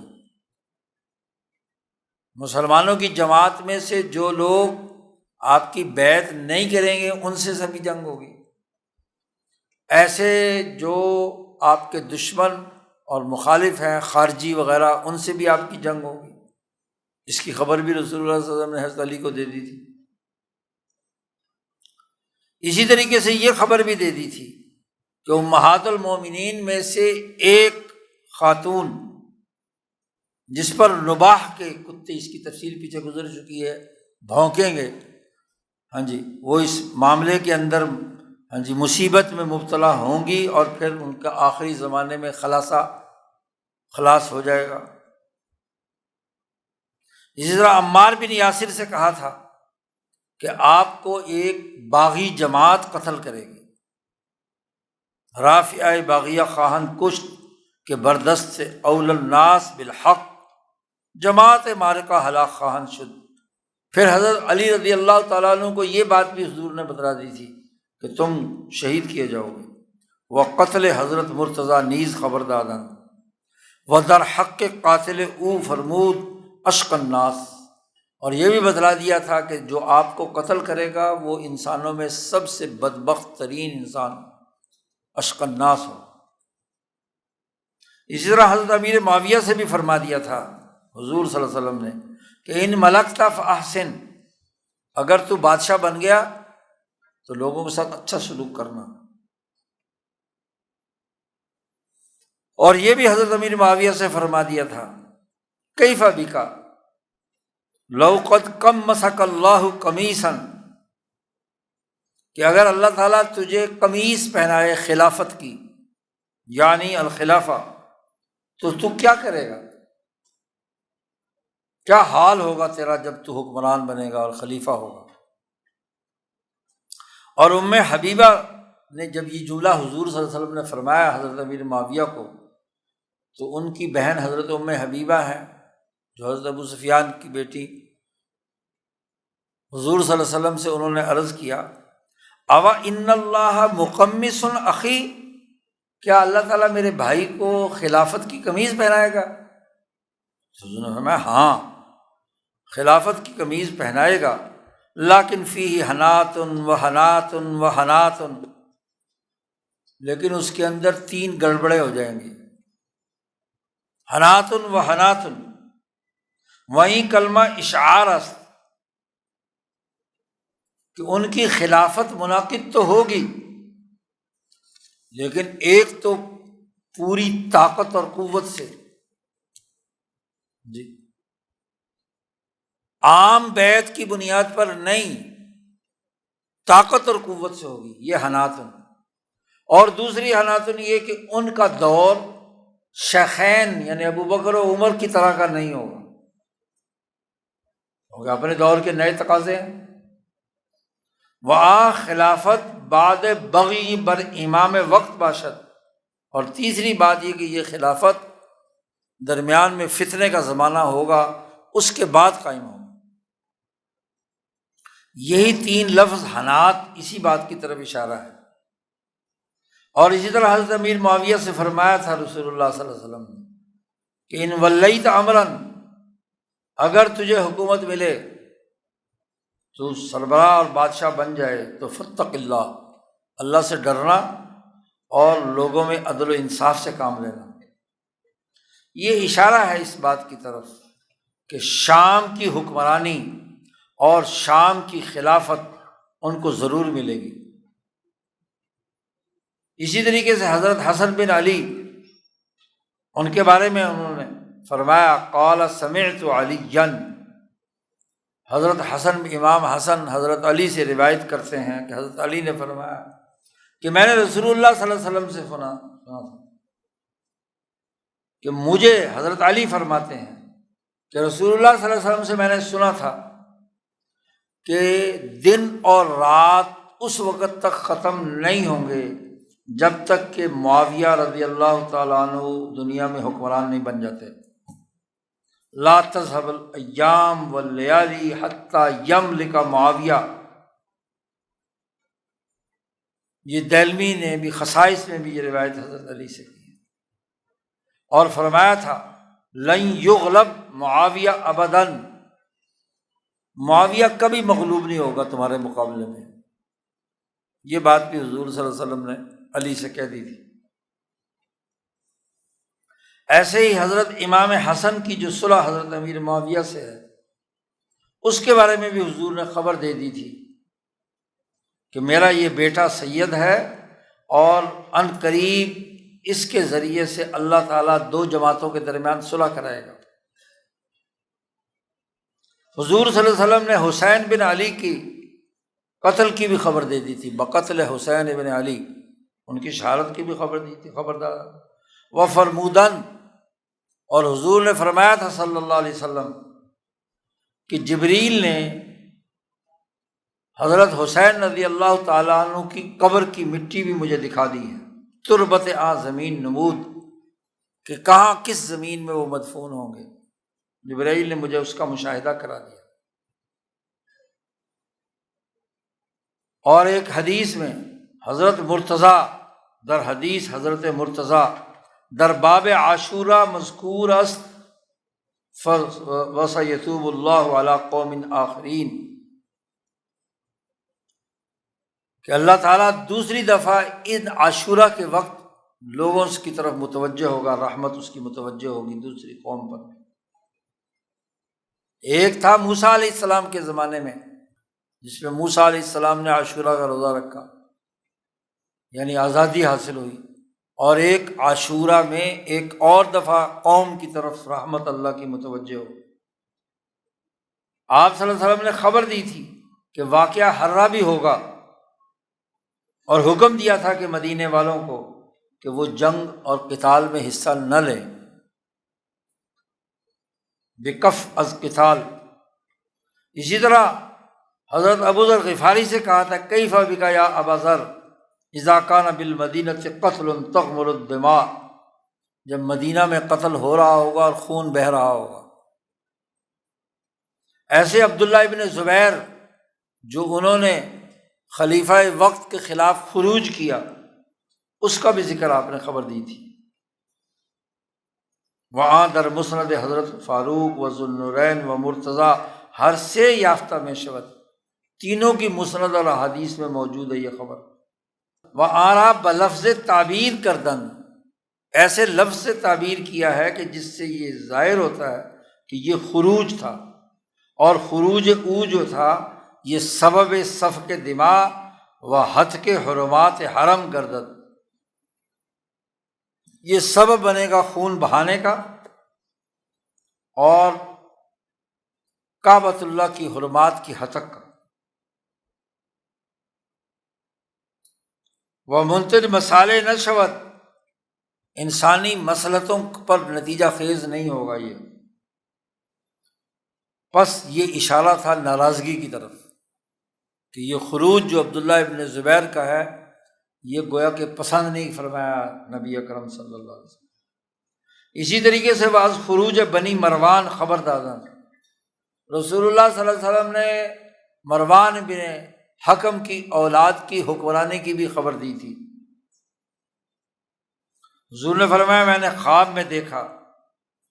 کہ حکم کی اولاد میرے منبر پر ایسے دوڑ رہی ہے جیسے بندر اچھل کود کرتے ہیں، اور یہ تعبیر بھی ناراضگی کا اشارہ تھا۔ ایسے حسن بن علی کی روایت ہے کہ رسول اللہ صلی اللہ علیہ وسلم نے دیکھا تھا کہ بنو امیہ کی حکمرانی ضرور قائم ہوگی، اور فرمایا تھا کہ یہ اللہ نے فرمایا ہے انا انزلناہ فی لیلۃ القدر وما ادراک ما لیلۃ القدر لیلۃ القدر خیر من الف شہر۔ تو یہ 1000 مہینے بنو امیہ کی حکمرانی کے ہیں، تقریباً 100 سال۔ تو بعض لوگوں نے کہا کہ ہم نے وہ مدت شمار کی کہ بنو امیہ کی حکمرانی کتنے سال رہی، تو وہ 1000 ماہ تھی، نہ زیادہ نہ کم۔ ایسے ہی بہت ساری احادیث میں یہ خبر آئی ہے کہ نبی اکرم صلی اللہ علیہ وسلم نے حضرت عباس کی اولاد کو خلافت کی خوشخبری دی تھی، تمہاری اولاد میں خلافت ہوگی۔ اور مشہور تواریخ میں موجود ہے کہ علی ابن عبداللہ ابن عباس یہ بات برملا کہا کرتے تھے، اور بنو امیہ کے بادشاہ اس سبب سے ان کو تکلیف پہنچایا کرتے تھے کہ تم کیسے کیا ہے کہتے ہو کہ تمہاری خلافت قائم ہوگی۔ ابن عباس سے ایک حدیث مروی ہے، وہ اپنی والدہ سے روایت کرتے ہیں حضرت عبداللہ ابن عباس، کہ جب حضرت عبداللہ ابن عباس پیدا ہوئے تو حضور صلی اللہ علیہ وسلم نے ارشاد فرمایا کہ تو لے کر آ میرے پاس، لائی ہے تو جی خلفاء کے باپ کو، خلفاء کا باپ کو لے جا یہاں سے، اذهبی بأبی الخلفاء۔ اور اس نے جا کر انہوں نے ابن عباس کی والدہ نے اپنے خامند حضرت عباس کو یہ بات بتلائی کہ حضور صلی اللہ علیہ وسلم نے کہا ہے کہ تم بادشاہوں کے باپ کو لے جا۔ عبداللہ ابن عباس کو جب دیکھا تو جب انہیں پتہ چلا حضور کے چچا حضرت عباس کو، تو حضرت عباس حضور صلی اللہ علیہ وسلم کے پاس حاضر ہوئے اور انہوں نے پوچھا حضور سے کہ کیا آپ نے یہ بات فرمائی ہے؟ تو حضور نے فرمایا کہ ہاں، میں نے خبر دی ہے کہ یہ ابو الخلفاء ہے، یہ خلیفوں کا باپ ہے، حتیٰ یکون منہم۔ حضور صلی اللہ علیہ وسلم نے فرمایا کہ یہ خلفاء کا باپ ہے، اور ان میں ایک ایسا شخص بھی ہوگا حتیٰ یکون منہم من یصلی بعیسیٰ علیہ السلام، جو حضرت عیسیٰ علیہ السلام کے ساتھ نماز پڑھے گا آخر زمانے میں، جو اسی کی اولاد میں سے ہو۔ ابو نعیم کی خصائص میں اس پر انہوں نے اس کی طرف نسبت کی ہے۔ اسی طرح رسول اللہ صلی اللہ علیہ وسلم نے ابو مسلم خراسانی کے خروج کا بھی ذکر کیا تھا کہ سیاہ جھنڈوں والے نکلیں گے خراسان سے، لا یردھا شیء، ان کو کوئی طاقت روک نہیں سکے گی حتیٰ کہ وہ ایلیا میں، یروشلم میں، بیت المقدس میں جھنڈے گاڑیں گے۔ تو یہ ابو مسلم خراسانی کے زمانے میں ایسا ہو چکا ہے۔ اسی طریقے سے ابن عباس رضی اللہ تعالیٰ عنہ نے نبی اکرم صلی اللہ علیہ وسلم سے یہ روایت بیان کی ہے کہ ہمارے میں سے ہی ہوگا سفاح، خون بہائے گا، جو خلافت عباسیہ کا بانی ہے، ایسے ہی منصور، ایسے ہی مہدی۔ اسی طرح زبیر بن بکار روایت کرتے ہیں علی بن ابی طالب سے کہ انہ اوصی حین ضربہ ابن ملجم، حضرت علی نے وصیت کی کہ جب ان پر حملہ آور ہوا تھا ابن ملجم، جس میں آپ شہید ہو گئے، تو وقال فی وصیتہ، وصیت میں فرمایا تھا کہ رسول اللہ صلی اللہ علیہ وسلم نے مجھے خبر دی تھی کہ بما یکون من اختلاف بعدہ، جی، کہ ان کے بعد جو اختلافات واقع ہوں گے، اور مجھے حکم دیا تھا کہ ناکسین، مارقین، قاسطین سے میں جنگ لڑوں۔ وَأَخْبَرَنِي بِهَذَا الَّذِي أَصَابَنِي، اور مجھے خبر دی تھی کہ میں اس انسان کے ہاتھوں قتل ہوں گا، اور مجھے حضور نے یہ خبر بھی دی تھی کہ عن قریب معاویہ اور اس کا بیٹا یزید حکمران بنے گا، ثم یسیر الی بنی مروان، اور پھر یہ حکومت بنی مروان کے پاس چلی جائے گی اور ان میں نسل در نسل چلے گی۔ ان ھذا الامر، پھر حضرت علی نے فرمایا کہ یہ جو معاملہ خلافت ہے یہ چلا جائے گا بنو امیہ کی طرف، پھر چلا جائے گا بنو عباس کی طرف۔ اور پھر حضرت علی نے فرمایا ارانی التربہ التی یقتل بها الحسین، جہاں حسین شہید کیے جائیں گے۔ ذکر ذلک فی الخصائص، اسی طریقے سے مسلمان بادشاہوں کے خلاف جو خروج ہوگا اس کی بھی خبر دی ہے رسول اللہ صلی اللہ علیہ وسلم۔ قال حذیفہ واللہ ما ترک رسول اللہ صلی اللہ علیہ وسلم من قائد فتنۃ الی ان تنقضی الدنیا، فرماتے ہیں کہ رسول اللہ صلی اللہ علیہ وسلم نے اختتام قیامت تک جتنے بھی فتنے پیدا کرنے والے قائدین ہیں ان کو بیان کرنا نہیں چھوڑا، الی ان تنقضی الدنیا، یہاں تک کہ دنیا ختم ہو جائے گی۔ فتنہ پرور قائدین کے نام بھی بتائے، ان کا اپنا نام بھی، اس کے باپ کا نام بھی، اس کے قبیلے کا نام بھی۔ 300 سے زائد قائدین فتنہ جو ہے ان کے نام بھی بتلائے۔ پھر حضور صلی اللہ علیہ وسلم نے یہ خبر بھی دی کہ بادشاہی ترکان، عربوں کی حکومت ختم ہونے کے بعد ترکوں کی حکومت قائم ہوگی۔ ابن مسعود کی روایت ہے، رسول اللہ صلی اللہ علیہ وسلم نے فرمایا عربوں سے کہ ترکوں کو مت چھیڑنا جب تک کہ وہ تمہیں نہ چھیڑے، ترکوں کی حکمرانی ہوگی۔ اترکوا الترک ما ترکوکم، حضور صلی اللہ علیہ وسلم نے فرمایا کہ سب سے پہلے میری امت سے جو لوگ حکومت چھینیں گے وہ بنو قنطورہ ہوں گے،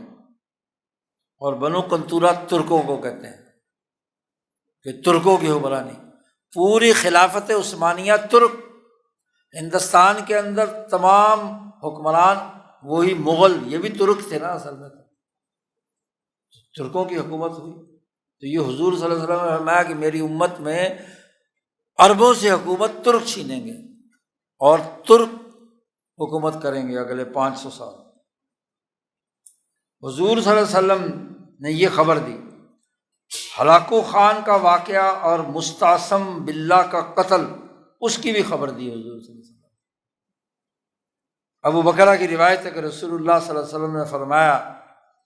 ایک سرزمین ہے جس کا نام بصرہ ہے یا بصیرہ ہے، وہاں مسلمان اس کے قریب اتریں گے، ایک ایسی نہر یا دریا کے کنارے جس کو دجلہ کہا جاتا ہے۔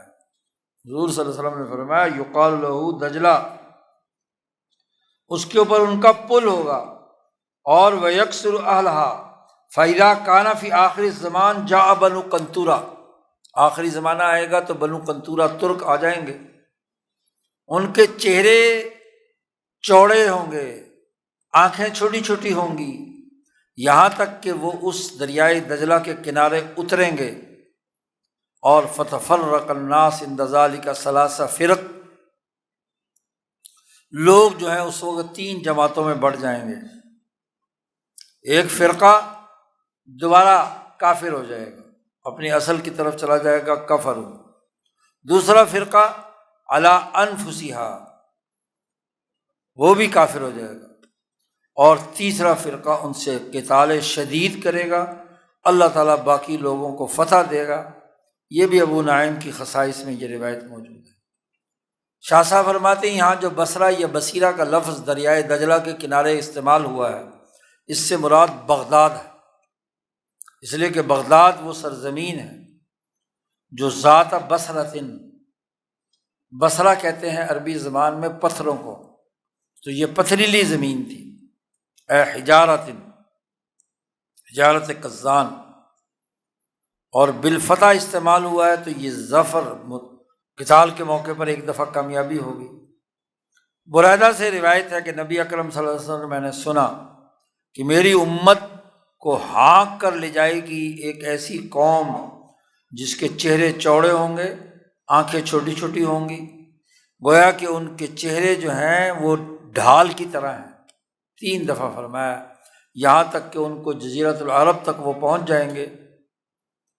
اما الاولی فینجو من ہرب منہم،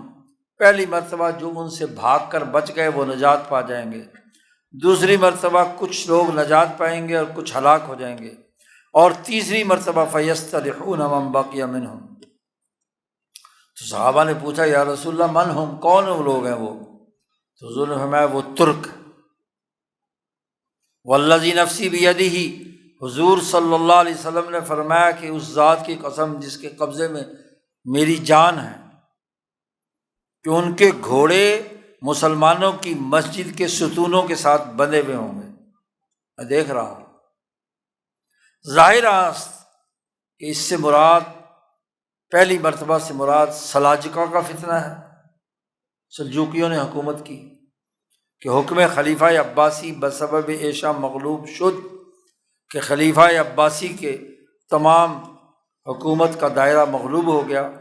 وہ در بلاد ماوراء النہر و خوارزم و خراسان بجز نامے از خلافت ایشا نمان،